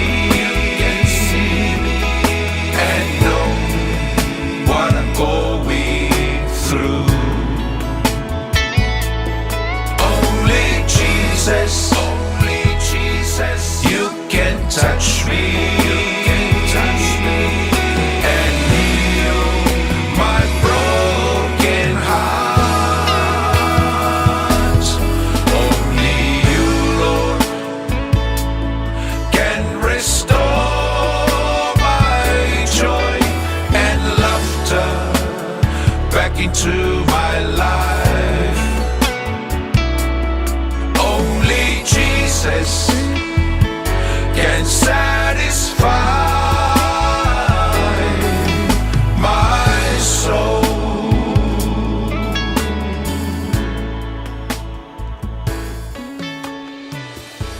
Lem whai lava o na wawai na lo matau tia ma lo sisili ese ma lo mamalu lo mātou atua. A watu mau lava ia te oe le ato toa me oma. Silsili lava oe me oma. Silsili oi tupu mātua oma. Le ave ese silo matau tia ma lo mātango fie. Wa le se faolo vi inga tu mau ya toe me uma. E o ya toe me uma. La la le ma tu te fafte tu ai lo ma tu tu. Wa o se tua. O lo soifua pe. Oe o le tua i le wha moe moe ola. Oe o le tua e tumu i le alofa o le alofa muti muti vale. Tau tia fōre nei aso mātou moli mawina i lau tau singa. Au whamnianga i tele wa e whamnia mai ma sa mai ai mātou o lau whanau. Mai li tai au si o mai fōre nei teimi o le fiafi o malu mai pong sa. Mātou te pātu le tua ia mau mātou whae e au mātou uru mau mātou whai atu nei fiafi. Whafte i tele le tua. Ia vi ia lava lau suafa e whamvau. Haftai fōr mo ni teimi. Nei amano mātungo fia mwhai on whātau nuina. Mātou mai ai e whātau nukula mātou Paul Klame. Mātou te whalongo longo ai le tua ia o fionga pa ia. Se o mātou tala ina mo mātou whalongo longo iai. Le ai lava se poto po se ato toa iai mātou le tua. Nā oio iai le ato toa. Oe au le opu, oe au le mana. Ma le whau unga. Mātou te fia manuia ia te oe ma o fionga. Le upolo i le olo lo i le malosi. Lo i le mana. E mawhai e o na suia ma liu o mātou tangata. Mātou wala watu nei fiafi whau umai lo nganga. Whau me umola mātou whaia nei po. Whau le mātou tala noa, whau le mātou whalonglongo, whau me umale tua. Wai, mātou te naunau ina i awa nei, pa ufua se mata uola upu nei fiafi. Ai o mātou sapoina mo mātou ave. Mātou te inu ma, aia i lau fionga nei po. Whaile mwhamnianga mo i mātou. Talo i e whau uli whalonglongo o tangata nei po, whau umai fo i a te awana se au auna. Whai alo whina ngalo. Am teina lava oe, whai wina oe, la mātou mawhitanga. Mātou Paul Klame, ma mātou mta upu. Ai ulava me oma, ia vi ia oe lo mātou tua e whavavau. Ma le whatau waa ia e mātou. Ono Yesu lo mātou lii wa mātou talo atuai. Ameni. Ia e whatalo whatfo ili ne fiafi Samoa i lau whasausaunga. Samoa le tunu pele. Ia, tel tonu o te ina mai foi tātou tamai le fiafi, le tua alofa, le tua le lei. Foi ona mai lau soi fua maso mātou ola. Ia mwhai fua tātou mawale nei mawhitanga le yaso, mawale avanoa tātou tue tel noa ai, mo tātou whalongolongo le upo le tua. Ai se i o tātou a o ina ma whalongolongo iai. Ia le tua, ma lo le folau, ma lo le onsai, ma lo le ngā lulue. Nene yaso e whatalofa tuai malenganga whaloalo. E pa ia le silasi o si o tātua tunu Samoa. Mai lava fo i o na tumutumu se i o neiu. Whatalofa atu malenganga whaloalo. E pa ia o Samoa le fiafi tupu mai. O si o tātua tunu. Whatalofa atu i au auna le tua mauto masiofo. Malo le soifu maua malo le o staulanga le fo i vai sa. Mai lava nisi o mafuta mai le fiafi ia, fifia lava le ngangai. A talo fatu ia tu tau lau whinga luenga le tua. Ia lenga te foi le fa talo fatu nei o tatu tu amatu tua, tinama te maa. O lo whapena o na whafonga mai, matapo i mai, matatalo. Ia malo le soifo maua, fa talo fa ia tu tau, e le fiafi ma le nganga whaloalo. Ata lo fat foi nisi o lo mau malta to Paul Klame nei tonu o mau tanga singasi. Ngata foi leo nisi o fat to li tonu mau tama malawa. Ata lo fat ya tu tol swafo Yesu ta to li. Ta to faola. A pe foi nisi o tonu fal pui o lo tuli fa salanga fa malo. Ya ata lo fat ya tu tol. So sonia tu le ngango le tu ya tu tol. Ya o tuli fa salanga inei vai tau so fuanga. Ata lo fa to inisi o lo whinga luenga, ngā lulue tiu te mawhaiva fo i masani ai, tono for whinga luenga, ia lungo la volteli, ia la ngata fo i lea mai maota malawa, mai se fo i o so se atunu, o e whaafonga mai ai a fo i o enga lue, ata lo fa i atu ni fiafi le swafo Yesu. Ata lo fa atu i le pa ia o Samoa lo hau mau mano nofo solo i le nei kelope, po fese tulangi o lo e nofo e mse wainga, au e mafuta mai ne fiafi, Fatalofa atu ma le ngang fifia, ma le ngang whalalo le suafo Yesu, ma lo le soifo maua. Ia, tātou polklame nei, pe ona masani ai, te foi fefse atunu olo e mafuta mai ai, ma e sa ili manui ai, ia, a bea lava fo le nei polklame o mwhai on tātou mafuta ai pea, ia son fuata i tasi ma lo le soifo maua, lofa tele atu, ma manuia le tua.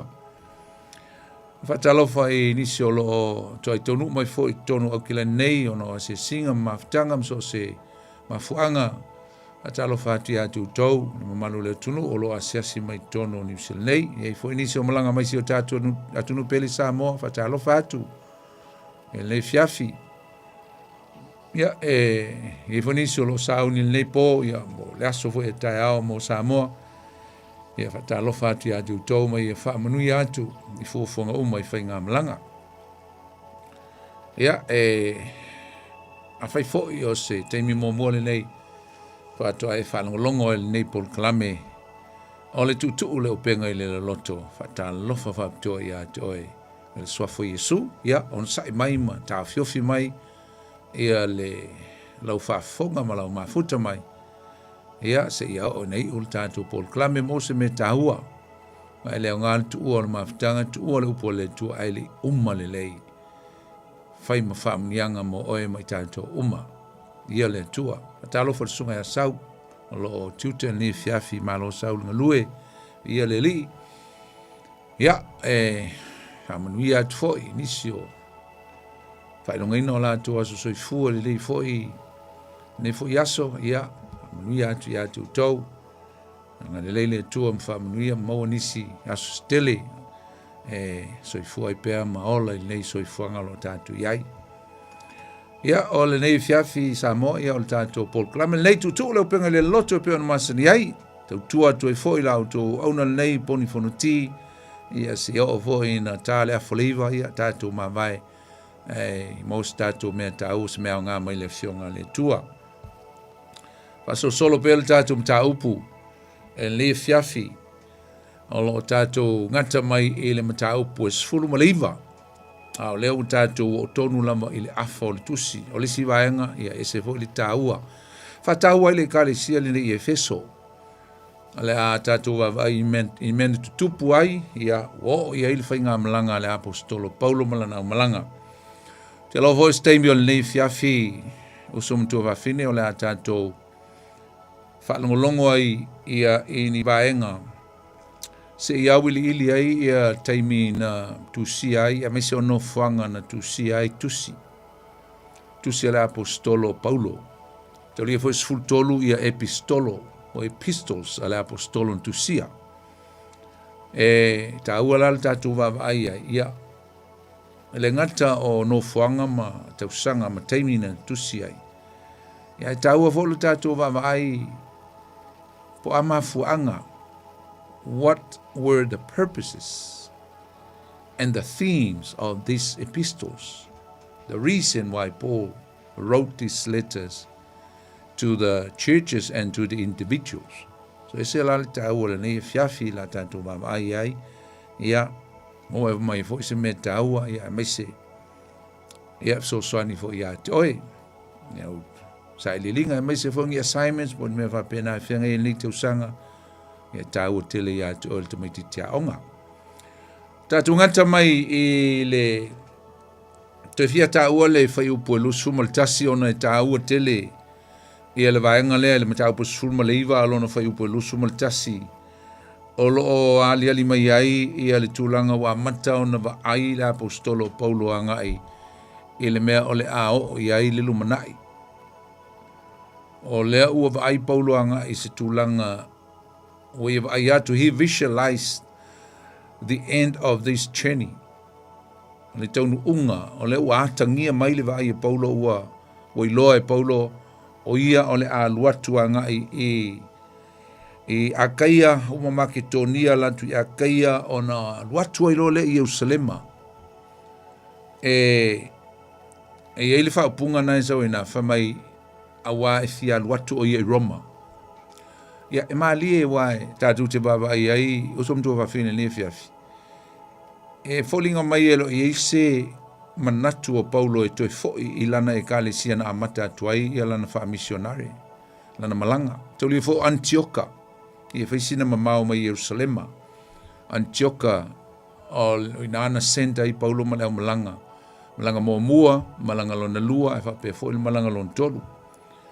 Ai pei e fōlinga mai e leo, I eise manatu o Paulo e toe fia fo'i I Antioka, a o le taula ingola na vaai, o le vaai a ngai I Jerusalema.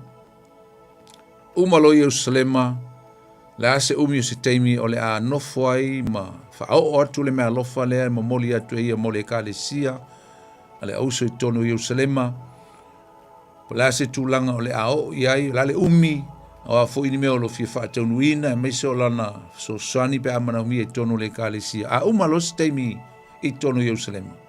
O ia e fialu I Italia, ia po Sepania, ameni Sepania, I Spain. Ai fioso atu o ia e fio I Roma, fialu e asile, le kalesia I Roma le tau mai o leua, manuia matele kalesia I fale, e tonu o Roma, ai fialu ia I asi ia le apostolo. Olona manaonga na, that was his ambition, that was his desire, is for him to go through Jerusalem, and then go to Rome. But his destination was Spain, o Sepania. O na o tu e role ili whai upo e luas fulu ma le tolu, luas fulu ma le lua. O na o ta ua mai e nā whai upo e luas fulu ma le lua e whapea. Wa ia awina atu Timoteo ma le tangata ingo ia Erato I Makedonia. Den tatu ta ua. I le vaso lente nei, whamaina nofo I pēr o ia I nai nisi aso. Ai ua alu, wa awina atu e ia lan au malanga, nisi o la au malanga o Timoteo ma Erato, e o I Makedonia. Len tatu ta ua o le anganga o Paulo, ia o le uli ia, ne ia ta pena le mea lofa Makedonia, ia elenga te fo I lea, ia I whapena fo I Korinito, ia o iai, ia Timoteo, ia ma le lileo Erato. Ai, ia I whamamonga whapea, ele o mauti noa pe na o ieli to o lua lea, e tu tonu o Korinito, ai pia o Sila, whingo Sila no iai, e whapea na ona whamanatu iai, le tā ua o le tā pena mai o le mea lofa, e luatu le apostolo, ia ma toi mafuta ai malana au malanga le o whamumu atu, maua le mea lofa, ia ona ave lo lea I lana malanga muli lea e tau I Jerusalema. E ave le mea lofa mole kalesia Jerusalema. A o le whai upu la e luas fulma le tolu, e o anga I le whai upu e whasu ma le tasi. O lea la ua aliali mai se whawhita auli na tupu I Efeso. O la ta ua whapea le whai upu e luas fulma le tolu, ua tupu le wha nunu ona o le nei lotu, the way, le lotu lea kerisiano po le ingoa le wha ingoina ai le lotu kerisiano. A ue me o tupu I tonu o Efeso, e iei tangata ua wha sanga tau mai ma se solo te, e wha sanga tau mai ai I a Paulo malana au malanga.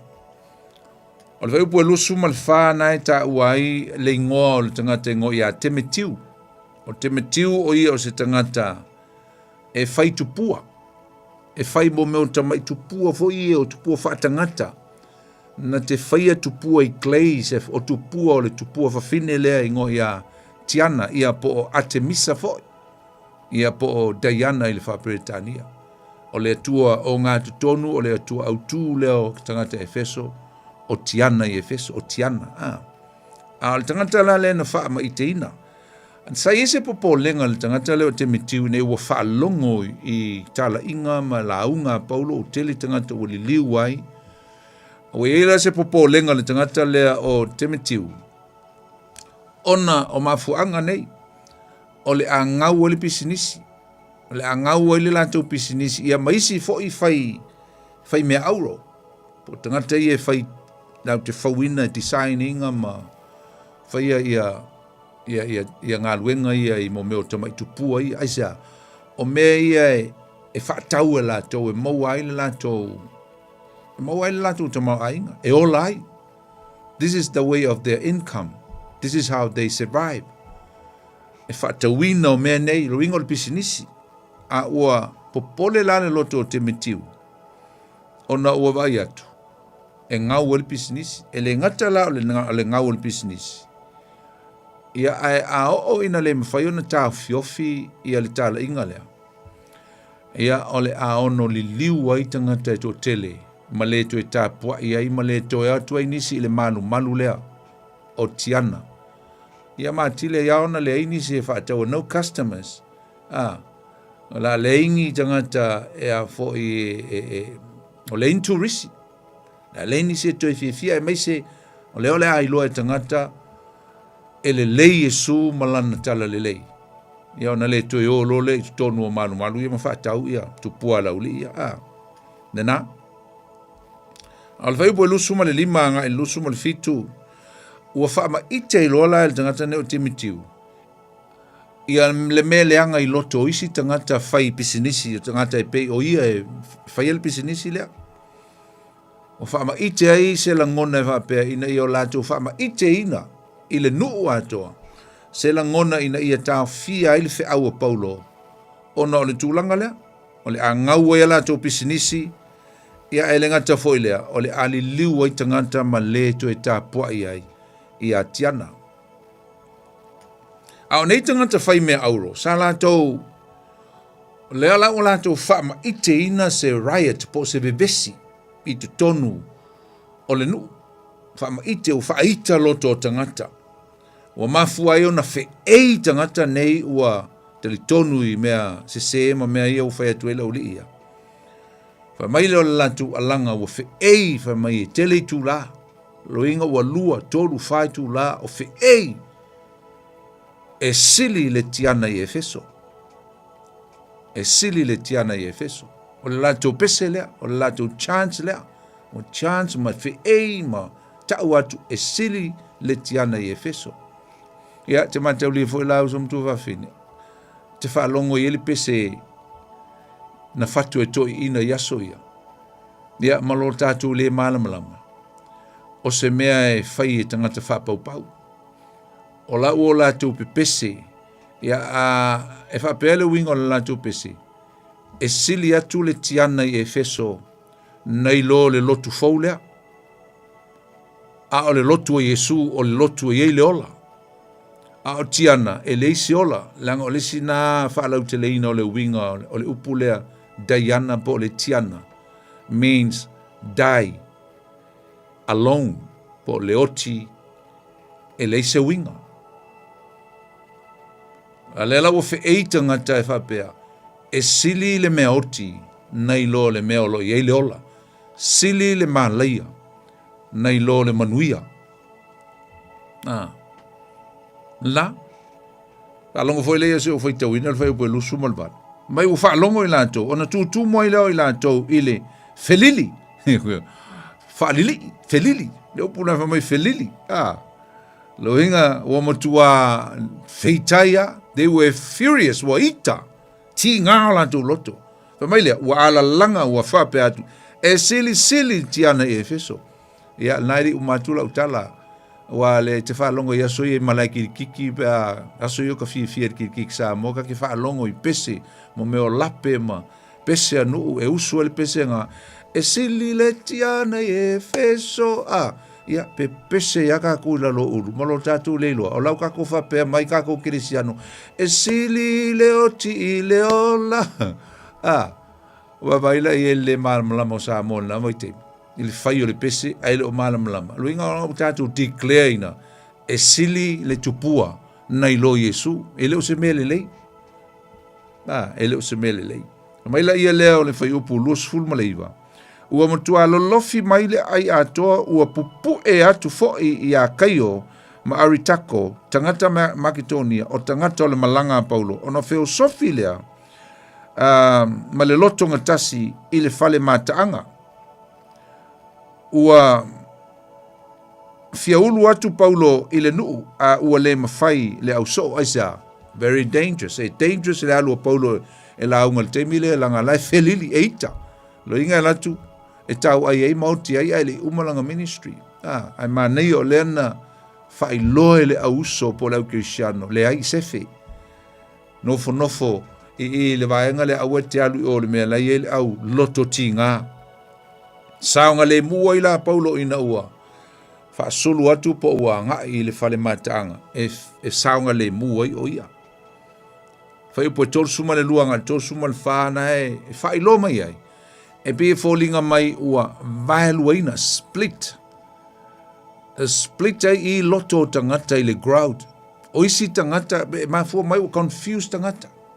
O isi tangata o laua auanga i le pese lea, le pese whaavale lea. O isi tangata, o lai pe sway ao la tu loto anga i le tala, le pe ave o la tu loto anga i le ta ua o tala, inga ma mei o wha longo iai. Ua vaheluaina, ona ua le malamlama i le winga o mea ia ua tutupu le vevesi. Ma le fe'ei, ma le vevesi o le siti le ua iai. Ai o me lola le fai pa tosu ma lima nga le fasu ma le tasi. O lala ua iese tangata, le fo ua iele tangata ua le intervention na le tua. Now God interfere i le vaenga le. Ua iei fo le tama le tua. Ua wina mai. E na te whaia se file mu, e mai le file mu. Na e whai mai e ele tangata ingo ia Alessana lo na ingoa. Whai mai sa ia tau fia le pisa ole o le moto o tangata. Ua tele le vevesi. Whalongo fwoi le fwoi po tors fulu ma le lima. Le lau fwai tau ina e whapea. Torsu ma toru. O whaatu o tu fwoi la tau ia Alessana. Nei le moto o tangata ina ia tu ina atu o ia e uteia. O na talo atu aile o le limo Alessana. Ua na fia whaatonu atu i le nu. Mai ua iloa i la tau o le uteia o ia. O na tasi ai leo la tu leo uma. Ma ua ala langa i le pe lua i tu aso, lua i tu la. Mai ua ala langa i la tu. Leo fo utoi ala langa. Ai o lua lai tu la ia ua. Lua i tu la ia ua. Ua fai eile. Winga o umale si lua i tu la lenga fe ei mombua. Ai lo fa popole si lua i tu la la. Ua ala langa i la tu. Same song. Same chanting. E sili le tiana i Efeso. Mai leo, ona wha fi le mua tu leo le motu a tangata. E le tangata leo Alessana. Ia o se tusi upu, taipe o se tangata. O le tangata i uteia. O leo ua ia, inga o se tangata e alo ia. O se taipe o se tangata foi taipe se pule nu o le ai. O leo ua ia vavao atunga, o wha fi le mu le motu a tangata. E le tusi upu leo. Na ele fai upu e torsu man lima. Ona fai atua i lea o ia se mai o outou Efeso. E iai ea, o ai ea le tangata e lei loa o loo au auna le nei a ai o Efeso i le malu o le atua fafine sili o tiana. Ma le tupua na pa u ifo mai a seu. Pa malama ia le fasifai tau lea. Ai le fa maro ma inga fas foi taulia. Ta tu va ai mo le ta hua o le tulanga ma le fa nga ina o le tulanga o le tangata le nga va fa te tai. A good leader. Le ua o tulai e faila na nga luenga i le teimi lea. Teimi o le vevesi. Ai tulai mai le te tai le o Alessana. Fa fi le mu. Ma nei e tele le tatu o onga e mo mai i le tangata lea. O le tangata te tai. Tonu ainga, tonu e kalesia, tonu o nuu, tonu o whalapo pitonga, tonu o whalwhainga luenga, supervisor, me uma, e lui e i le mera lea, e tupu lolo vevesi, o le teimi le nao le teitai.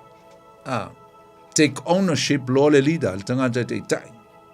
Fa fi le mu, talo atu lo na lima sei o tau fi le mu. O se ata o se teitai le lei ma le poto i teimi vevesi oi. E vevesi e se mata upu. I to tonu o so se i tu a inga maftanga. Ta ua teli. Ai sa amatala alfa amatalanga le nei tu si upu i le whamanatu atu i tangata Efeso. O lo lātou wha maurulunga i o lātou upu tuu tūlanga o tapo inga o leo ua matua mausali ai o lātou loto o le tāpua inga le lātou lava atua o tiana ia po Artemisa o le tua fine. Ma e pe folinga mai le tala ale tusi upulea. Mo tau atu e ia. Efeso, ele ise sina te le o iloa ia le tou whaasinomanga, your identity. Wau ngā tupula ngā ia le tou ta puai I lo o tou atua o tiana. Le ai o tou Efeso. O tou mita ai. O le whaupunga ngai ai o tou Efeso e, o ai lea tangata o loo le iloa, o loo au auna le nei ai o Efeso I le manu, o le atua whawhine silsili o tiana. Ma le tupua na pa uifo mai aseu. O le winga leo le whamatalanga a le tangata lea. E le ai ase sina te leilo aina. So tangata e sau lea ai lea, po tangata foi o le lalolangi le atu lalolangi o Roma le nawa I taimi. E wha longo ma ave atu tala. O le reputation lea po o le mea lea e loa ai feso o le latu o tua. Mai la le tangata lea. So le, oi ese tasi na te leilo ina la o tau tapo inga. O I loa uma le lalolangi lo o tau whaava le valea ma le tāpua inga o lo o tau whaia nei I se atua whawhine e le ma whai o na tau talamai. Pe o se whaamatalanga ngā o ke kango e koe fo le rephrase aile I le winga o le tala lea le tangata lea. Le ai se si la na te leiloa. Le ai se tangata na te leiloa ina. Lo o tau wifo I le tupua lea na pa u mai a seu, mai le langi, mai le vani manimo. Mea wha te moni po mea wha paupau. Na o tu le whai upuna e tōru suma leono.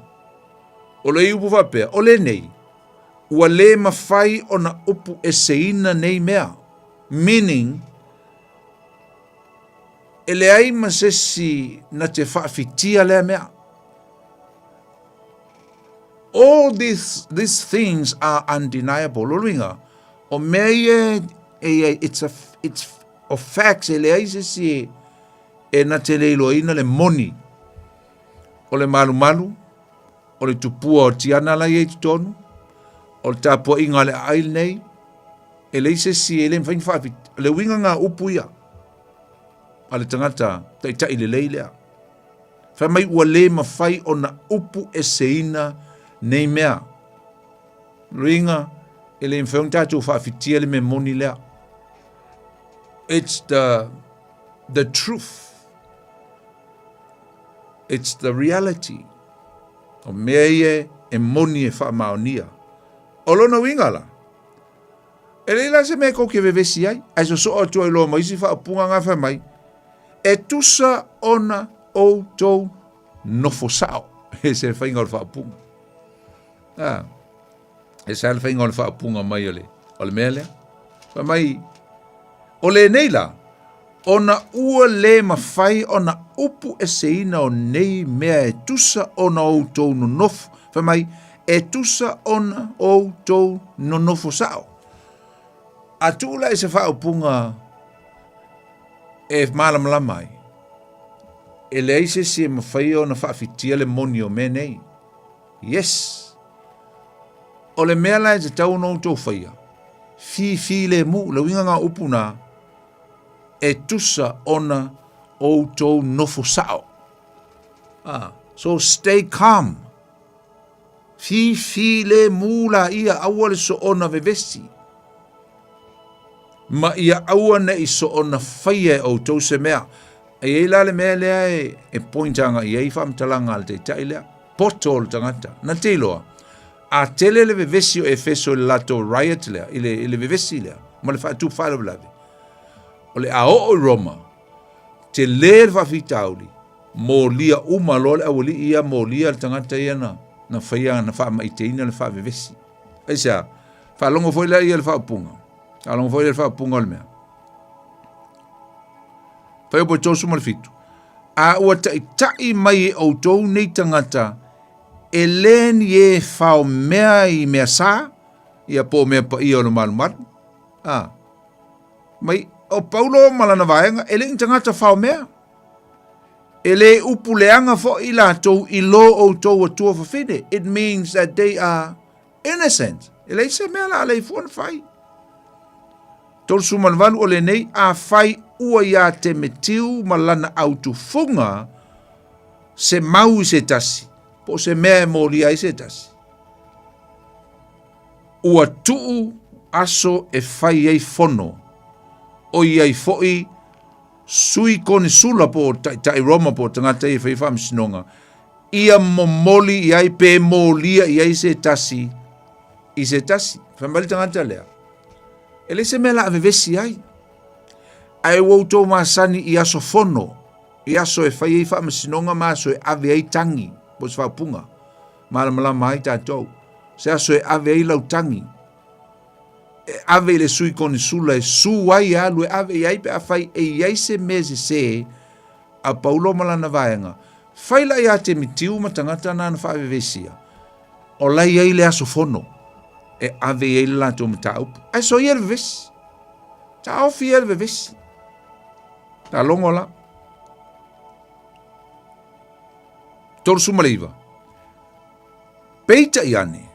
A fai tau te su e inisi mea, e whaatonuina lea I le fono e tala ina. Mai a whai e iai nisi mea tau te fia mālamala mai. If you have any confusion or any more cases that you want to bring forward or to present, familia consula o le lile ale o le familia o le tangata le fatali la ia ile aso le fono e ave e to mata upu familia fase fulu aua ne imolia I tātou wa maila le tala le ale al pulenu aua ne imolia I tātou ona o le taalili vale I le nei aso ina ua lea I lava sa tātou upu e mawhai ono tātou whaatonu o tuai le nei nuu vale, po le nei nuu valea. Vesi fua. Inga se vesi wha vale valea. Se vesi e whai fua le ai se winga. No reasons for this riot. E le ai ma se mea le iona vesi. Aisea, e le se sala tangata ia, o lai ai le whaamasinonga e avia ia tau cases, ai le ngata I lea, whaalongo la, o le whaiupu lena o whaitauina ane nei, le whaiupu e whaase fulu. E wha mai aua ne I mōlia I tātou aisa, langa I ei lesi authority e maua lunga atu, o le authority la lea a Roma. A whai le vevesi lea, ai o I le sui konsula le mta upu, ai o I le kaisa I Roma, ai a mai e whaasanga mai le matatau I a tātou, o le mea o I a kākou. E ele tangata ia mole le mamafa e o mai se fai unga mai Roma mai se o tangata e whaia whamsinongo cases ke kele pe a whaia e moria ka ngolo mele vesi vale ai mai lea au ane I moria I tātou ona o le taalili vale o le nei aso ai le ai lava stato upu e mwhai on tātou whaatonu atu ai le nei nuu vale. Ma maila I ele o le whaasuma le tasi, ma nei o le outcome. Ua atu ia upu, ai, ale tangata lea, tusi upu lea. Ona whaatu ua lea e ia, good leader, whaatu ua o whaata ape. E ia, o le whaapotuputonga, Whapoputonga lenga vevesi vale. To la ile leader, Ilona Taimi, his moment, the leader, good leader, with potential and full of knowledge. He stood up and fixed the problem, bring the solution, so that people will have peace and scattered and go in peace. Kapi. Leise mea le a tupu e fore vevesi, ma o I kako I whawhitau di tele. ona o le vevesi fua alae seki ata ma le atua, seki a kama Yesu i ngau mai, le ai ma se me tu ai fua ina i la tau. Ia, le na? Da la u tātou wawai ngai e se le tāua, usum tua wa fene, o le whai unga ma le tāua o mei an tātou o ina mai ima, ia ma lea fo inu o Efeso, e iloa Efeso i le lato mo i alofa, le ka le sia lea, le tu se whalinga, ka le sia na matua, li liu tangata i le mana o le tala le lei, me ta o le mo i alofa, first love, e nā lua, le loe pe ko kelingisi nga li liu i le atua i la amtanga, a lenga koe pe pese i le pese la vai, nga lenga fai lalo le uru o le a, e sili le tiana i Efeso, lo inga wa kia i le mo i alofa. Mena lena fai mai ai e Ioane il tusi a whalinga, o lona mata upu e fia, mata upu e lua, na i eisa fai upu fai mai a, wau tau tu ua le mo i alofa, ma nei au ngā luenga ma mea uma wa e fai Efeso, but you leave, you forsake your first love.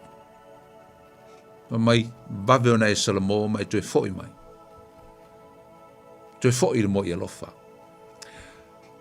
La tātou whaangata mai i nā a uma i a tātou malanga i a la tātou noa i a yesteimi, i a ona tātou a mata lea o le mata upu e lus fulu. Ai ese le tāua tele o malanga e tolu nei la apostolo. Ma ole a tātou ai, i tusi na tusi la apostolo, pauro le tu tonu o tusi paia. Na tusi e tu tonu o whai ngā malanga nei. Sa le ai se tusi a paulo na tusi e le teimi o le malanga mua. Ai se a lafa to a siasi la o missionari. Le ai se tusi na tusi e paulo e le malanga mua. A o le malanga lo na lua.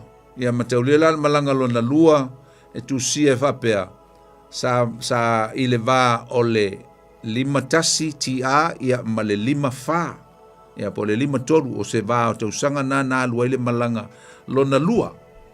A o to tonu o le malanga lona lua le nā lua paulo le umang tātou tala noa. Na tusi e paulo ana tusi e lua. O le mua te Salonia. Ia ma le lua le te Salonia. Mua te Salonia, ma le lona lua le te Salonia. O le mua le te Salonia. Sa tu si e paulo le te usanga e 5 lua, alo le 5 lua, le 5 tolu ti a. Tu si mai e ia mai Korinito. Na ia le mta upu e sfulu ma le fitu. Na ia ina ma sila ia, ka pe fo Timoteo, ai na ia tusi ai le tusi mua ia ma le tusi lona lua. A le tusi mua tātou ai e le tusi mua. O tangata i utaia ua whaalongo i mea na whaia e Paulo Masila. Ua sa ili i lātou ua le maua. O na atu ai leo i lātou i le whale o le tangata i a sona. Ma fetoso mai la ua e fafo. O le tātou te tala noa, i le matau po sfulma le fitu le na ufai atuai. A wao ina, lea sa i tonua ina i le me tau o te Salonia. Tau lia foi lena o ese mai te Salonia, ai o atu i la tau i Perea. A len tātou tala noa ai. Sa leanga le whaalongo le awali ia i te Salonia. Ai o atu Paulo malana au malanga i Perea. Sapo e tangata i le upu, pe afo e mantua ina le vaiaso leng tātou tala noa ai, i le mata upu le sfuma le fitu. A le vaianga na i le amatanga na e tau ai fo lea i le tūlanga o le whaaso sola ese o Paulo ina ua o mai tangata i utai e whaatu whalawalawe.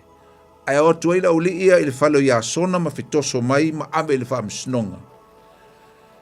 Ua o i Perea, o na talia mai lea e tangata Perea o le upua le atua. Le ua o le whainga malanga le na whaaso sola i whia i Perea. Whai po sumaltasi. Ai whai mai, ua sili fo ilo lātou a mio le lei, nei lo te Salonia. Te Salonia leo te tau atua. Leu tātou toi fo ila titi aitua.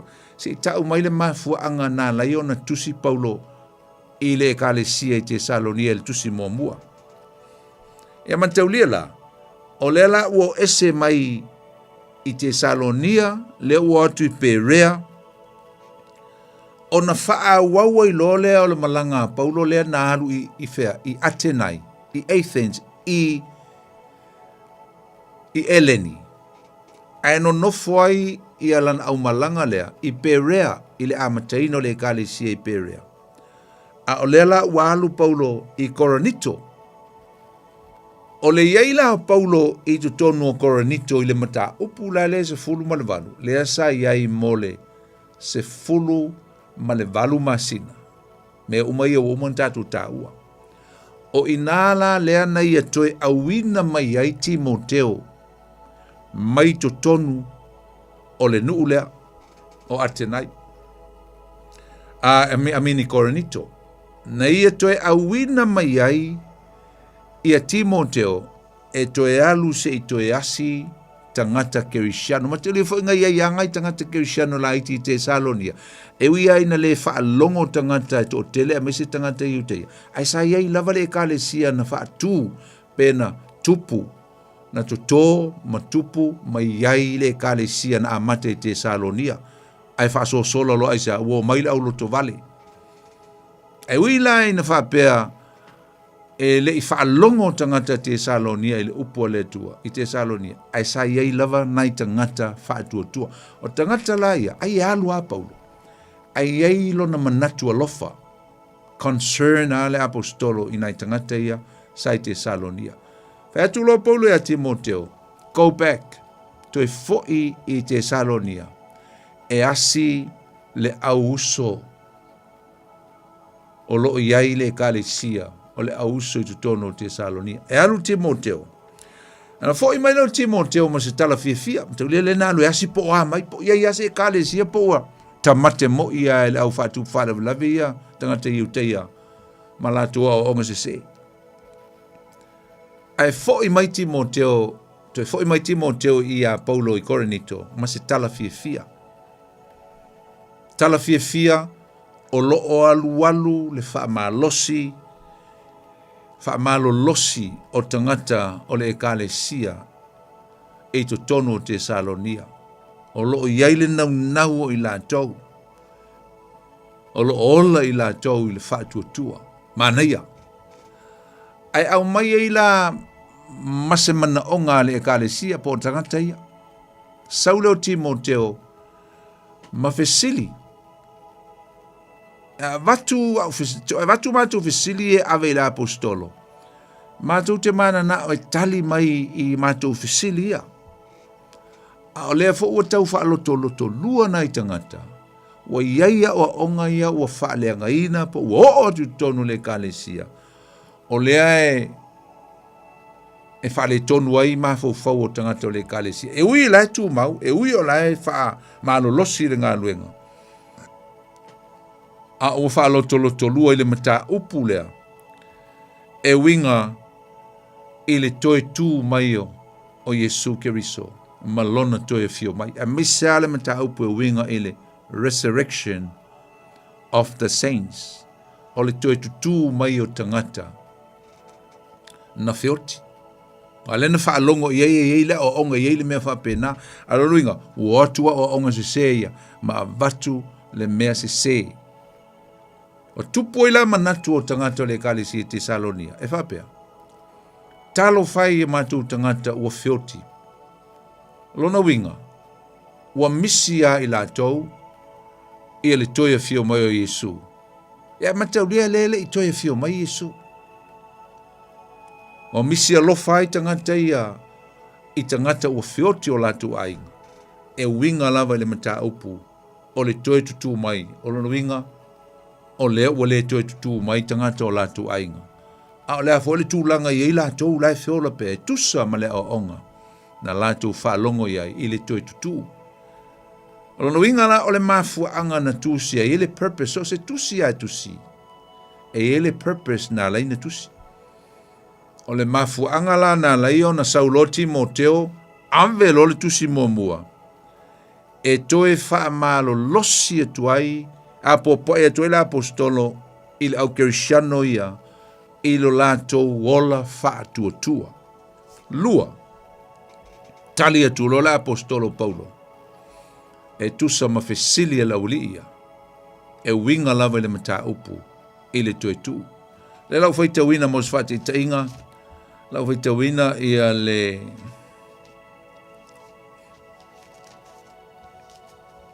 Tesalonia, momo Tesalonia, masani on tātou whaalongolongo iai, i nei whai wanas whai pustasi, e whai ma whaatei inga o le mea leo te tau whai atuai.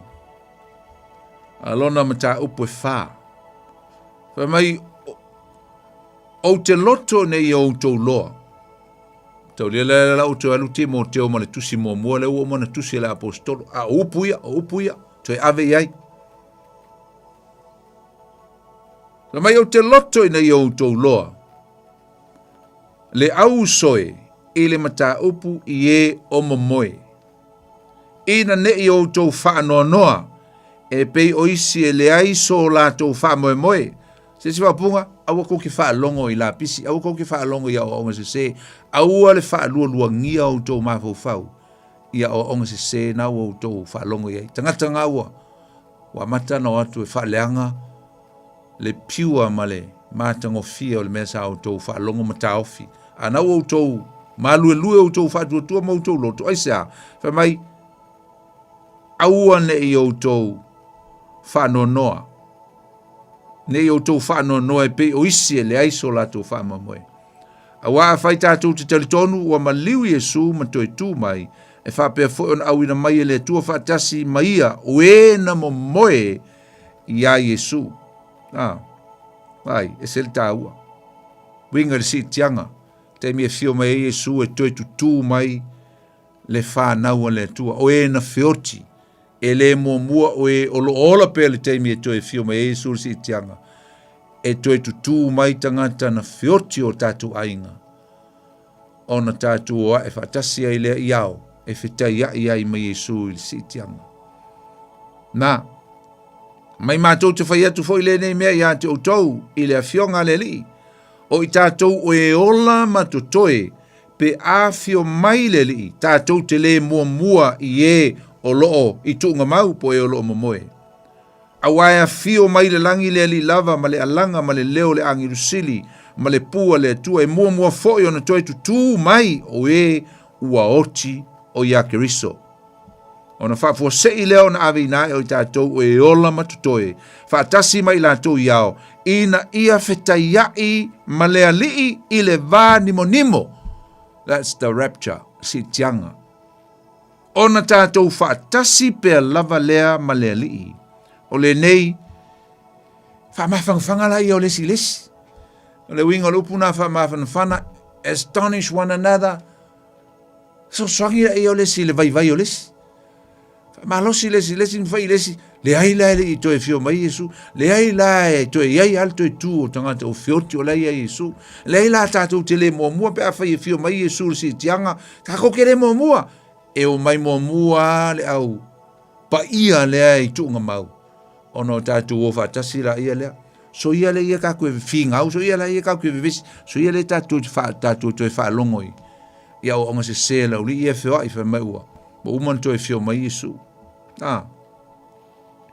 Whalongo fo i le por kala mea lesi ali i nā ki ropo se whai whiau tala noa mai ei fo i le saula clips es tala noa mai ei wha mai o le toe fio mai Yesu o le melen toe fio toe tu ai Yesu tu ngā mau ai toe sau i ono sooma matina ia na o whatat kama o le toe tu mai nao Yesu o lona fio whalua mana fai tete a i lau whalongo.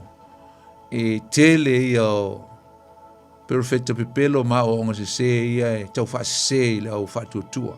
Fai tete a i lau whalongo. O le au tu po le thimo le tusi leo mo le Tesalonia. Ia tu mau ma wha mano losi i le ola whatuatua. Be courageous and abide in your faith. Abide in faith. Tu mau le ola whātua. Aua ni a vea e sesi le whātua na we ola i le li. Sau le lua te Salonia. E mataulia le ua. Latu Timoteo vatul tusi whaitau. E na toi sau Timoteo. E na moli mawina e Timoteo. Olo o iai lava le whenumia i o le auli ia. E winga lava i mea o mata upu o aso muli. E ile o onga fo ile o le eschatologia, po le eschatology. Lo winga o na o onga i mata upu i mea e tutupu a muli ia po aso muli. E la vea ila le aso lea o le siitianga, ia e maise foi o le teimi o le manufe ai lunga o le funga ele. Mata upu nasi ia o lava i le malo le tua. O mena e tau o eschatology, o le mata upu e winga i mea tutupu i aso muli. O le mata upu la le o le kau vevesi ia tangata i le whaalongo Timoteo. O whaalongo voi la Timoteo i le kalesia. Wo iele manatu le whapea. O le atatu whaatali a na le whaatali la atatu le to e o e whai ngā luenga. La atatu le o e to e whai lava ni me se tele. Aisa ngā li ngofo am whaatali tati. Se vai e le crazy. O le mafua anga lale na. O le purpose na. Na laio na to e tusi e Timoteo. La na tusi i te Salonia lona lua. Tau lia le no whaatuna le lua tusi na tusi le malanga lona lua. To e mamoli e Timoteo le tusi la. Na ie le Timoteo a le lua te Salonia. Pupu ui o stama i tusi a le te Salonia na le tolu o na mata upu. Pupu ua e pupu. Ai ese le lo loto o upu la apostolo. Amen. O loto o onga la apostolo.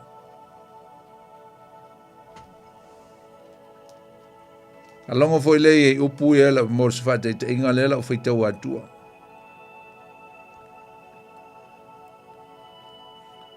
Tau pe tolu. Mai o te upu le nei le au soe, ia o tau te talo mo i mātou, ia tele vave ma ia ma malu le fionga le li. E whaapea foi ia te o tau, ia lavea ina foi mātou ai tangata mi o leanga mai ang sala. Meo maua atua le.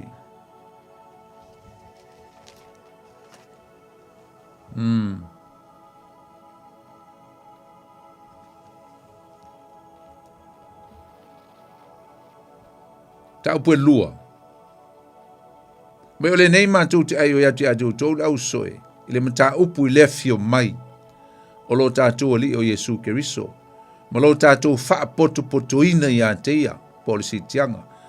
Whamai ina nei vave lulu ina o tau loto, pe whaatua tu vale ina i se nganga, ia po se nganga se, po se upu, po se tusi, pe se ina ia te i mātou, pe se i wao mai le aso Keriso. Aua nei whaase se ina se tasi a te utou, i se tonga fiti e tasi, aua e le o mai le aso, se ia muai ona tau nuu o le tete a ese, ma ia whaalia mai o le ngata anga, o le tangata o le angasala, o le tangata le o le malaia. Mai whalongo i po la apostolo Paul. E mo mua le tete a ese, the separation. Ia po, tau tono lai tau tala le si tianga. Ona whaalia mai ei le o le tangata o le ami o le anga. The son of prediction, po le tangata o le atali o le ami o le anga oi, o le manufe ai. Mena le wha maramlama atu le apostolo Paulo, mea o aso mulimuli, eschatology, ta upu i aso mulimuli. Le wha maramlama atu le apostolo Paulo, aua koke vesi, aua le popole. E le si mea ngā, leo te tau su e atua, le si mea ngā e te le utau atu i ai. Ua whai ia manatu o tangata ia, wha mea o le tu e whai ngā luenga.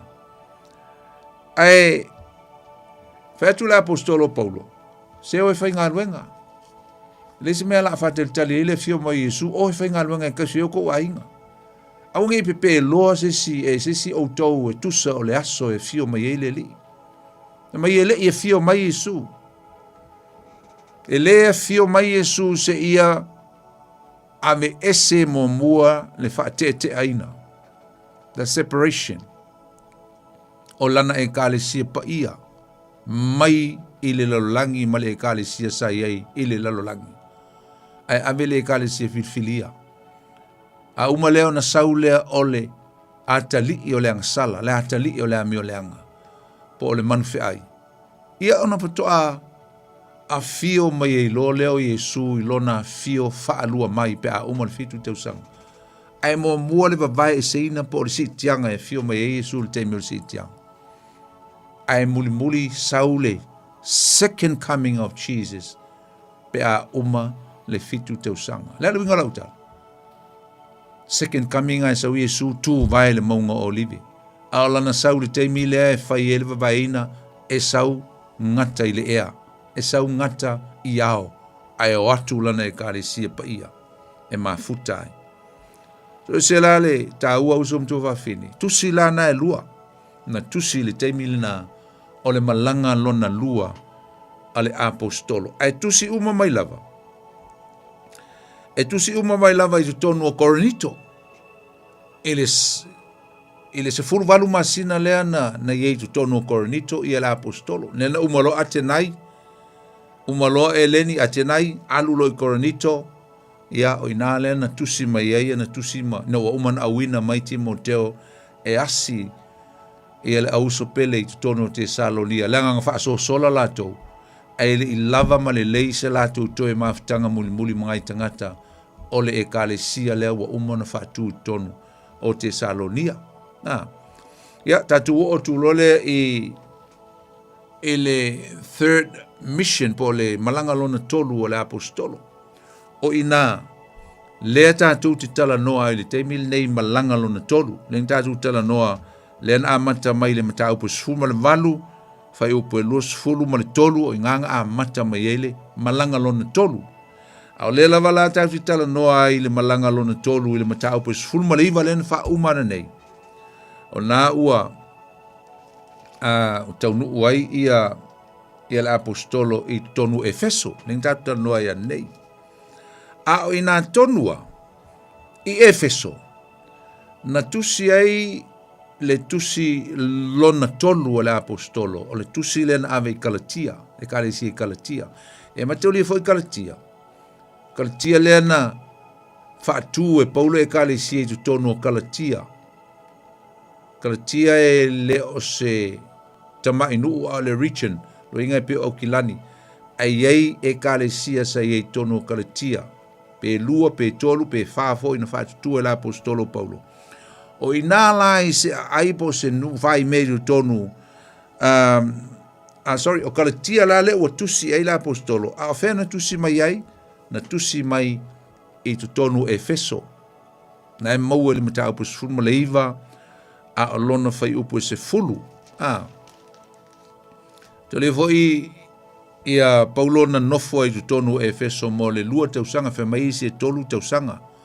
A le teimi umile na ia na tusi e le apostolo na tusi i Kalatia. Lo ringo le tusi lona tolu na tusi e le tausanga e 5 fitu tia. E le teimi o le tau malu lu tusi mai tonu Efeso. E fai mai isi tangata na tusi mai tu tonu o ma o ai fo i o Korinito. Na po eleni fo ia wa o Korinito i tu tonu o le atu eleni. A elo te tonu o Efeso na tusi mai e le tusi le Kalatia. O te lo le atatu tala noa i le vai e so fou. I onga purpose, i a maonga theme, i e kalesia i e fa, wa e fa tusi ina tusi mai ai. E le apostolo i le teimi o lana malanga lona tolu. O le tusi a Kalatia, i le ti a 5 fitu mai Efeso, o le tusi mua Korinito, i le tau mawhanwhana, i le tau sanga lava le tasi o le 5 fitu ti a, tu sia mai fo i tu tonu Efeso, ia o le tusi lona lua fo ia Koronito, na tusi le taimi o le pau po o le autumn, i le tausanga a le o le 5 fitu o le 5 valu, po le amatanga o le 5 valu le tia.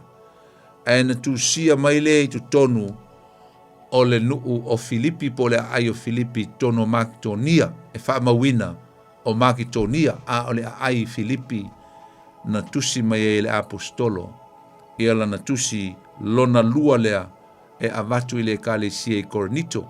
Ai ta ua ia o le tatu tala novo i po mafuanga. Purposes, mafuanga e tauanga i se mafuanga e lenga fai se tusi. So se tusia, e ele mafuanga e lenga fai se tusi. Sa ala na tusi mai lo mtua mai Samoa ia so ia o le aisi mai se kupe ia oea o ingengi usila, ale te ingengi usila. E ele purpose, e ele mafuanga. Tusi mai o ngawai ele whaale velave, tusi mai o na wha manuia mai e se wha unga o siantama i New Zealand, tusi mai ia masawa ia male aisi. Sawa ele wha ta lofa le amtanga, sawa ele wha tofa ai le mafuanga. Pena uma la tusi uma nei e iai le mafuanga na leo na tango atu Paulo le peni ia so soani mai ai manga co-rider tusi lalo le fulumoa ia le tusi ile afo ile scroll ia po le tusi ta ai ia maawina atu le tusi e ave ile kalesia tusi la le ai e feso nana a ikalatia nana avatu ele apostolo na tusia mai e ia mai tutonu Efeso. Ai eile, na me tātou te vava ai eile kalesia ele kalatia. O le kalesia i kalatia, o se kalesia ele mata, o ile malanga mua la apostolo Paulo. Sa tātou moli mawina ai, le umi ai fo i o Paulo i tutonu o le atu kalatia. I e kalesia sa ia ina. Sailo le e Paulo le ngalue o le nganga pa i o le tua. Maliliwina loto o tangata i le polonga i le tula fono. I le polonga i le tausi o le tula fono. Sa wha sa o lo toina i le tala le leima le upo o le tua e maise le ngao ioi o le nganga pa i o le tua i tangata kaletia. Ai o Paulo lana malanga lona tolu le e Efeso e peo na tātou tāua. Wala malanga lona tolu le wato e tusi ai ele tusi e ave ile e kalesia na maua. E leo le malanga lona lua, ai na maua ele malanga mua. Lo inga o faisi na umi. Wa leva na ola i tangata ile upua le tua, male ta inga male ngā ioi le nganga pa i e tono le kalesia. Ai whaalongo atu Paulo i lana malanga lona tolu ina ua o Efeso. Ai ele whawhita auri la uli poti mai tutonu o le kalesia i kalatia. Ua toe fo i atangata i le polonga le asai ai. O le tusi la kalatia. E whaingoa isi tangata o le rebuking epistles. Po o se tusi fo i lea e matua otea i ala apostolo. O se tusi na whailoa ai le ita. Ma le attitude to ina ua iele ita. O le tusi fo i lea e pito silio na mamafa tala le apostolo lo faise e kalesia. Aisea, ona le ita tele o le apostolo. I le whaalongo atu, sa ola i le nganga, ala ua toe fo i a le tino. Sa ola le sa olotonga, ala ua toe fo i a i le mea na amata mai ai. Te le lopo te maua atua ia upu matautia la apostolo Paulo na e whai mai ai o tau kalatia vale ai. Matau po e tonu, whalongo la isi upu mamawhai a la apostolo Paulo. E lengi upu a whai tau atu se whai au Samoa i upu ia e kusi mai e se whai au po sanga kai. Ole mantua i mawhakia maki ngā loto. Aisea, a penga umale la ngona no o le apostolo Paulo. Na ia mana o e matua ote atua i tai. Ile au leo mamoe, ile au lauli ia po o whaingoa i toi ina, wa toi ina na whaingoa ia. Ia tai o e kalesia, na tausia e kalesia ia po e pikopo. Whaalongo ele kalatia iwa. E tolu. Kalatia vale ai. Berva Britannia. You foolish Galatians. You foolish. But mai oai ea na ia pelongia outou. Who deceived you? Ina ia le au auna outou ile upu moni. Ua tu sia ia te outou, yo outou lava luma o Yesu Keriso ua whaasa tauruina. Vai. Mai wana le mea nei o te fia I loa ia te outou. Pena maue outou le nganga I ngā luenga o le tūlafono. Mai Paulo, na maue outou le nganga pa I ngā luenga o le tūlafono. Did you receive the Holy Spirit by the works of the law? Not the deeds, but the gospel itself set you free. Mai ele o ngā luenga le tūlafono. O le upu. O le upu na tatala ina o tau loto. Na mafuai o no tau maua. Lea nganga pa ia lea o te ita ina o tau. Lea no tau popoto ai. No tau tau e valea. Mai la ia lea. Po o le tau longo atu I le whātua tua. Mai tau te whapea ea o na vale lea. Sole. Is this how you're going to live? Foolish? Le whapea no tau no nofo vale lea ia whapena. Kau kia upo le apostolo. Whamai na amataina o tau lea nganga. You started out with the Holy Spirit. Ai pe whai wina e nei o tau I le tino. But now you're changed to carnal, to the flesh. But you started out with the Spirit. But now you turn to the carnal, and live. Koeola ia I le wha le tino. Ai whaitau ngei. Se o ke ropeke aka peke ika koe maoe. I le makau kia upo le apostolo Paulo. Ai te lo ese le mana ia. Ese sua malie. Sua malie I le tangata na te ilone lei. Na te malama lama le lei. E sao. O le matua I whaavale valea o le tangata pe a whai nga talia le wha o le tanga maola ai ma le lei ma sui le o langa ai su atu tu e whaavale valea. O le matua whaavale valea. A le wha mai la apostolo Paulo. Mai o le ako ngofo vale lea ia la whapenga. La utou lo le mea mana o le nganga pa ia sa o loto ma te ita ia ma manui ai a le utou tu e fo i e whai le mea tuai. E tausi maola le tula fono sa utou polonga. Kiau tia. O le tusi a kalatia. O se tusi o le lui tau. O kwa challenge ai. E o ia te au au whitau ai. E maa losi le o onga. It's harsh. Ai ese le mana ia. A te whaalongo ma ta tango whitau ma ta whaalongo le lei I vai leina ma upu. Le ma tau tia. O le tau tala wha apostolo wha ta maa lofa. A good loving father. Speak direct. Boldly speak direct and rebuke his spiritual children. Ele lola e pola se reaction pola le reacta kanga kanga ele kalesia. Au kelo nga makua I luluina. Ele ma losio le upu ma le ma losio le oonga. Nga matua I luluina. Loto le kalesia. Ai maisia tai. Maisia fai fi au. Ele tatala o ava noa I ia oonga se. I tangata e watu e o hao I tonu ma toe whaase se ai. Bo toe ave ese ai. Le fia o tangata. I leo langa sa o loto. Sa ola I lano le teite inga le nganga pa I o le atua. Au lise mea. Toe fo I ai le mea tuai. Toe fo I ai le mea tuai. O le winga ngā upo le apostolo Paulo. O tau toe fo I ai le mea tuai. Tau toe fo I le mea no tau wola mai ai. I le polonga. Ma le matau tia o le mea sa utou. Ola muamuai. A o lea ua outou toe fo'i lava. E fai le mea.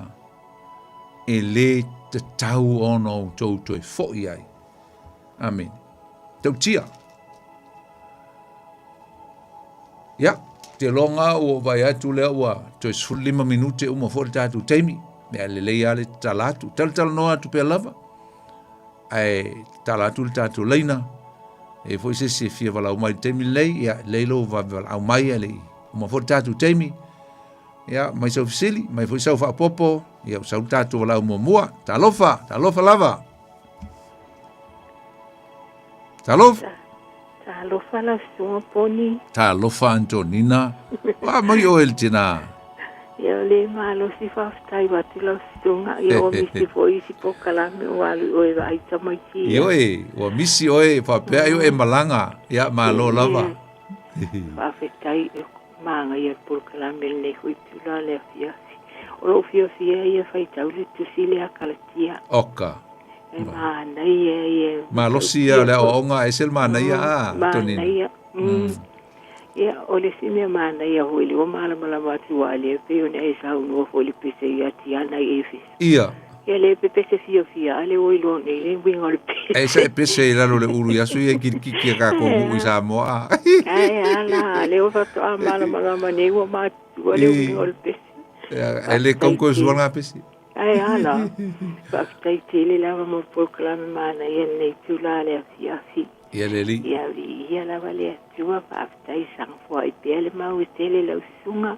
Ya wala vale fianga i bel nei proclame mana ia. Ya o inai foi a fionga le tua pe.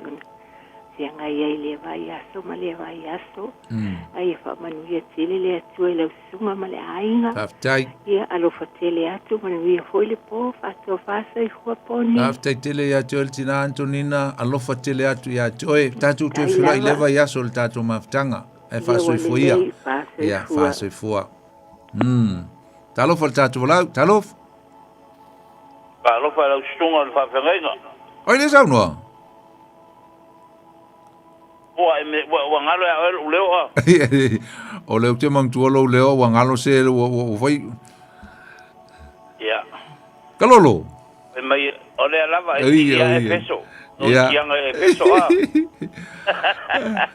Sorry, ngalo swafa mtaia leo te mang tu lo swafa o tatu ainga. Au le ia ko nginga. Ia. Aka ko pepe se ma fe ma pese au ka ko Samoa. Oka. Sa o le le. Lo fie fo ia usu ngai pese male le do le winga. Le manga ia langa manga ia kere upu nga fakor ko ingal pese ngi. Oka. A fa fe kai o mele ngale misil por kala no ke fa o ke mala mai. Ia. Kele o me fa in kama me lave con o fiong pa ia de ko. Ya.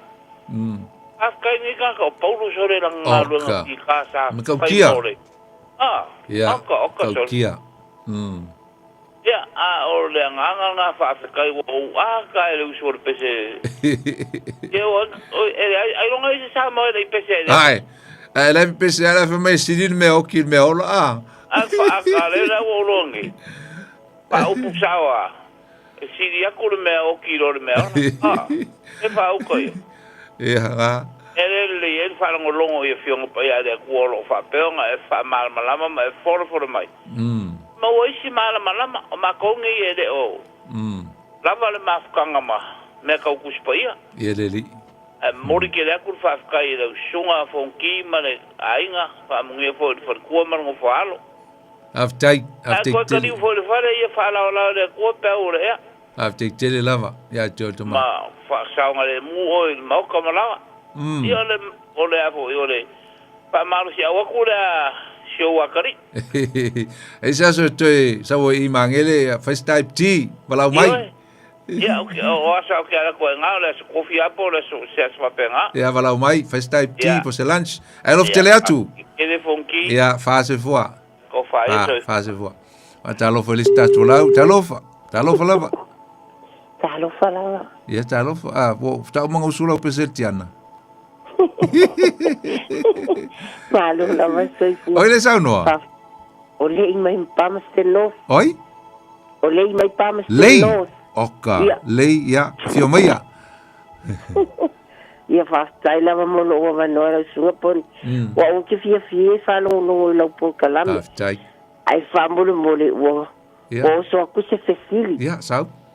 O fia malama lava whamole mole lau sunga. Ia, sila fia foi. O lo ke vive sili. Ai se awa la foi pauno lea upu kalatia vale ai. Ai manga ko foi le fai me Yesu ai fai aku lo uso le vale. O kusa le winga ngaro ke fia malama mai. Ia. Ai le ua fai e pauno le kale sia fa me kalatia vale ai. Ia ai le fai mai foi Yesu ai fai ki fai aku lo uso le vale. O e ngofo sala. Ia. E te lo. Ia. E te lo hoi lei. E ele teimi e whaatanga ai e le tua ia lana au whinga luenga. E mwhai e ona le mea naval nei o le upule o le lea oai. E le o se upu e whingo fi o le upu whinta e oai la. E teimi e whaonga ai upu malolosi na e sa oe. E pi e tau e se le titi al whaonga ina. Pi o lo whai vo i lele tangata e whavalvalea. A upu ia. O le kalatia vale ai pe o lai whaonga e la apostolo i lona tūlanga whaata mā. E whai e tua i lana whanga u whalenganga. Se wautou, sa autou popoto mo mua a leo wautou to e wā lea autou o ese mai le mea moni. Whai e tūlo malana o inga, autou kalatia vale ai.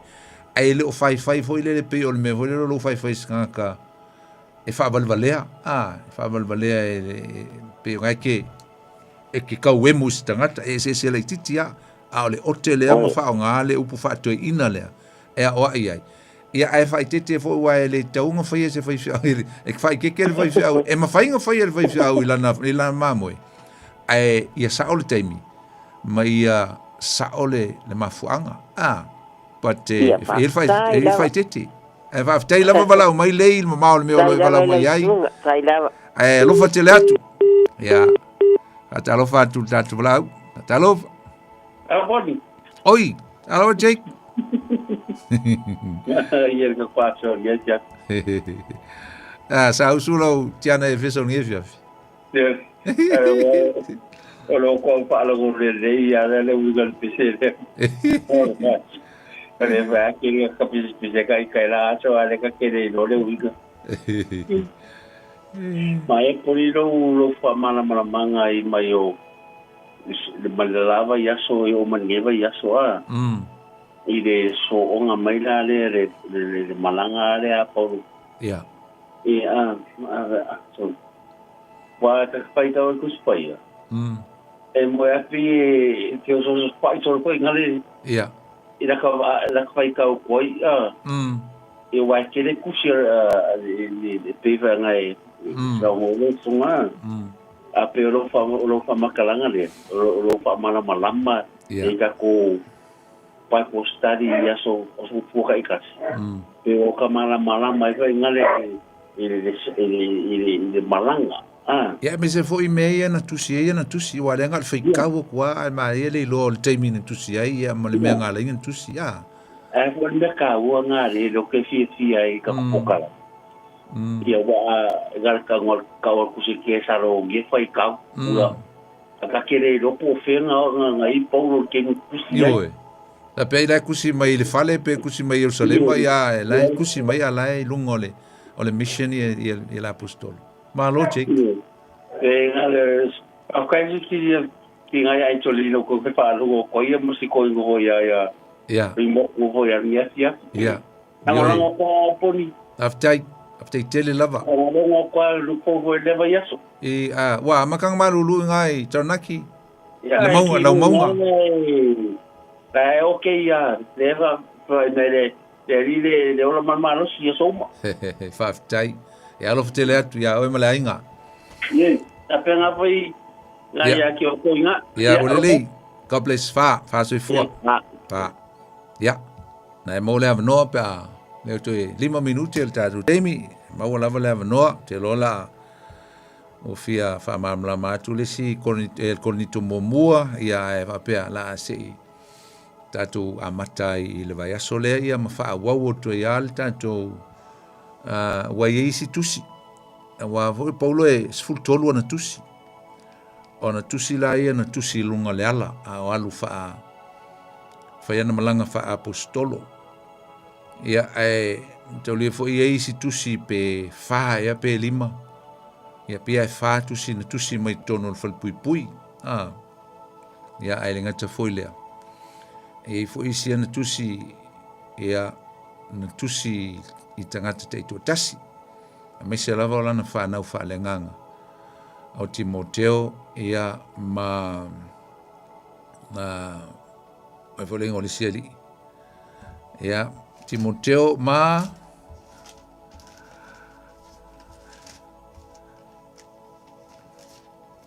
Tito, ia le nā, kau ngaro hoi li lengo Tito ali. Ia le ngata fo leo tusi Filimoni, o tusi ngan tusi mai tono whai pui pui.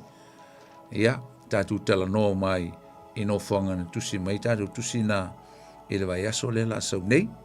Ia, au te loa o le mta upo luse fulu. Ia, o le mta upo luse fulu, ese le maa neia fo I o le amtanga o le mta upo luse fulu.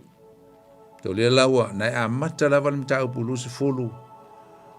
Whai lo mai ei wa umatu le vevesi. Mai wa umatu le vevesi lea. Ia po ma vai atu ia mea, nai whai mai le mta upo luse fulu. Wa uma le ta lili vale. Ia le ta lili vale le tato whanongolongo ia nei a. Mai on a ami le Paulo o le au so. Ma wha ma vai atu ia te la tolu. Inga le la alu ese Paulo mai tonu e feso.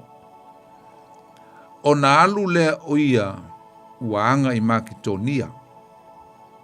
Ua tuanai e ia nuu. Ua uma foi on a poa I atu ia te la tolu I upu e tele. O na o lea o ia I e leni. Ia, tau lia le wa mata ona o le last o vaenga mulimuli lava ia o le vaenga o le malanga lona tolu le apostolo Paulo. Le ua wha solo mai. Si ia o lava ina o atu o ia I Jerusalema. Ia, e se fo le mana ia o le teimi tātou tuwa o le vaeso lea, lusu fulu ia wa o le mtau pe lusu maltasi na o Paulo Jerusalema. Ia la tātou vava ai anga ai. Ili tāua ma le tele o mea mātango fie maua mai fo ini mea o ngā amani o onga tāua mo tātou.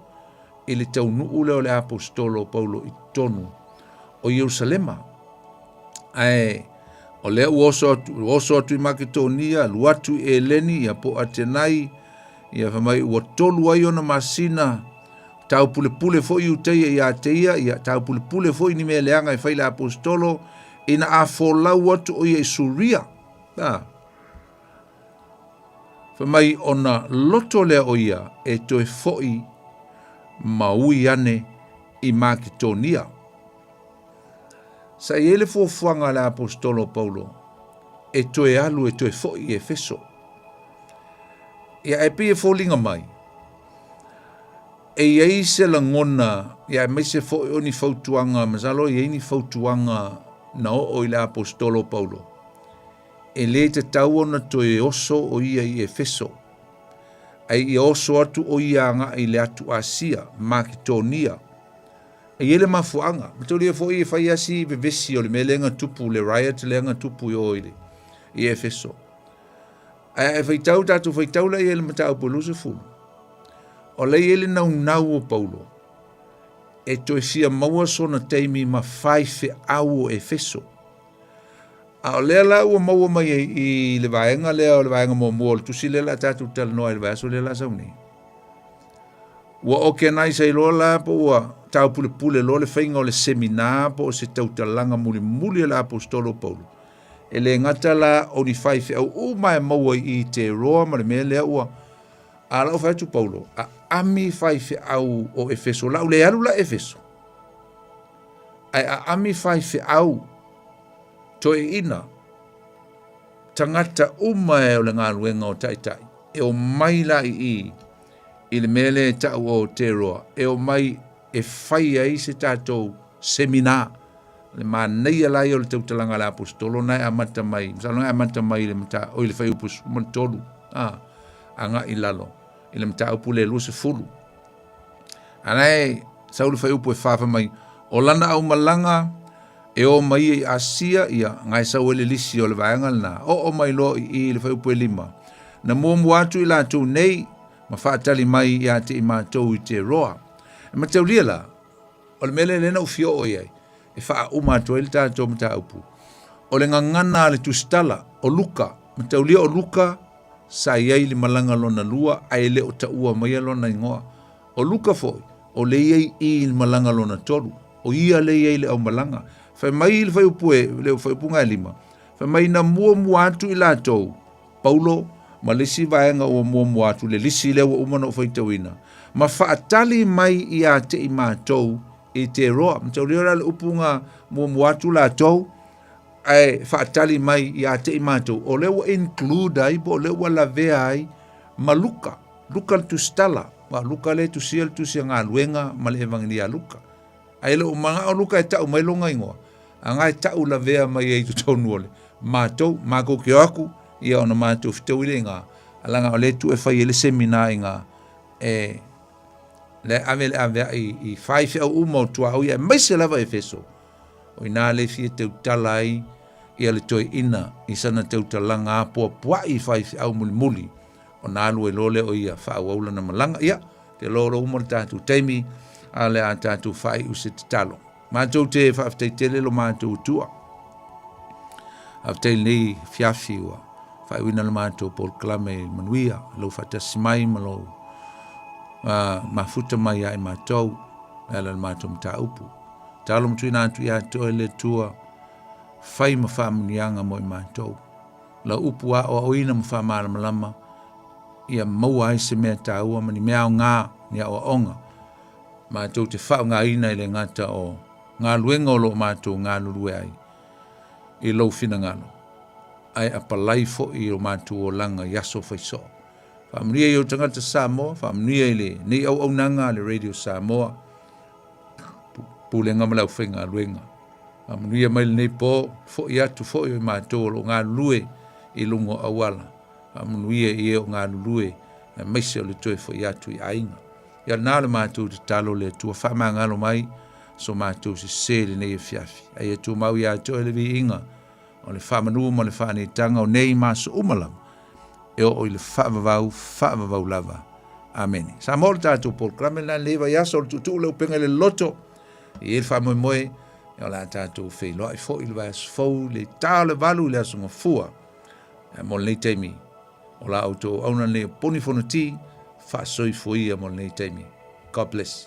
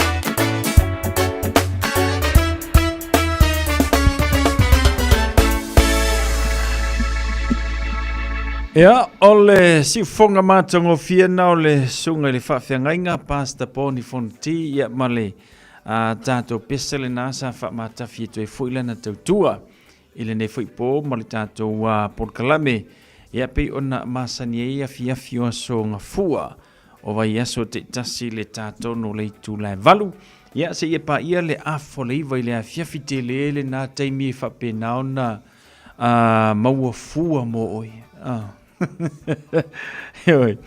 ia o le wingo le tala ia o e ai o lo e nau ina ia e malama tidi le fiongo pa ia le tua ia o lo tembo le tato por kalame o lau api o lau peni ia a fa pe foi na te whainga ruenga e te fia whaalongo longo ma e fia maua nisi vaenga tau o le tato por kalame o wani ngalo ia te oe o lo mwhaiona e to e view le tato por kalame na i lungo le tanto YouTube channel ia po le tanto Facebook page ona e whaafonga me whaalongolongo i le inisio vaenga te fia sa ilia na i mau ia manisi vaenga e whapena ona ho o ia le tala noe le mata upu le anga tuspa ia na te ia ia whapatei fo i le atua i le malosia lana au na e whapena na uto wa ama iai whatau teia le tanto por kalam e ia anga tuspa ia na e ngalu e ia sunga le whawhiangainga pia whapeo nai te ia onga ia a meise lava foi o nisi ao teimia te leina tolu waka leilo aso le o le mele o iei ua ko kele lau whaila unga i lungo le Facebook le mele o iei ia sa o ilo le kalar kengesi sa so onga ngungumi mamaku wa ngungumi le lalo langi le mea kakule o iei ke miringi e ka a le si kawa ia kula wala unga mai ia alu ale si ia ka vea kunga wa ava avau mai lungo le Facebook i le afionga pa ia le atu o inga mea nai ia te oea ia malou ia whamasinonga ia i peke fia mai moa peke fia makamaka ia ai bo ese le sau o le whailaunga fau le o ia i le kemiringi kamaranga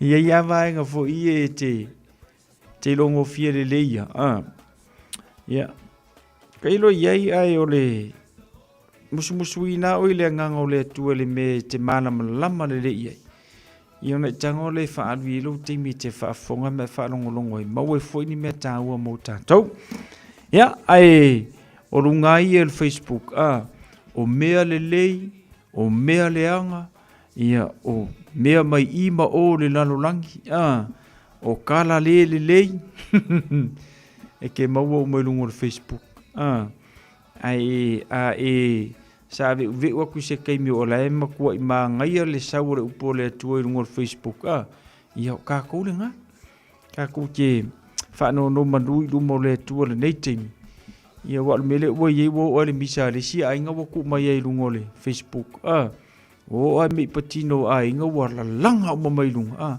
ale angi so fai o kanga ka ko ai ai manga ia la le fa longolongo le fiong pa ia le tua ma mai tau nei me tau ma nei me nga ia efso swani mo tatou li tatu savalinga ile nei vai te mi fatalo fatu ia pio a foa ma lo le sui fomruia le ngata foi leo selina si osi le mamartanto por klame lo fatele mo tau fa taile fatasi mai ia ma anui foi malolonga ole nei poropeta pele masina malo si fumanuia fa tele fatasi mai ile nei foi vanga le fiafi lisan la loifi fatar fatu me se mama lola fonti lo fatu mama manuel nei po ya me la to umla va pe ona maua me tanto por clambe le nei fiafi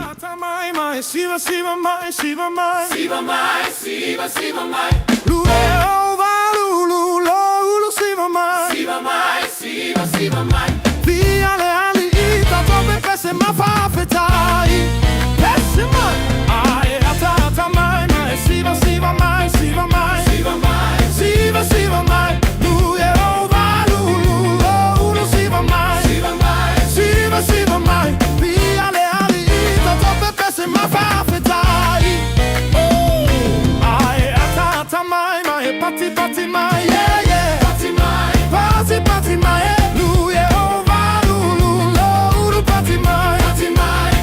pati mai via le ali, tanto per se ma fa fetai.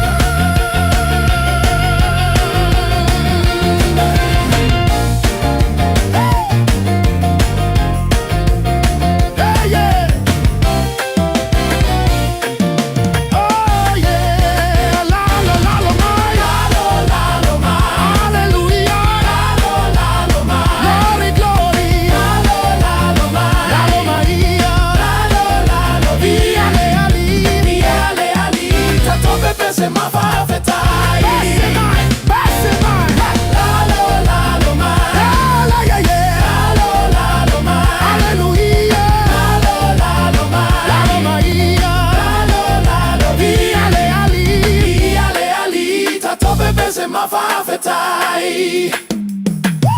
Via le alita tope pese mafafetai. Via le alita tope pese mafafetai.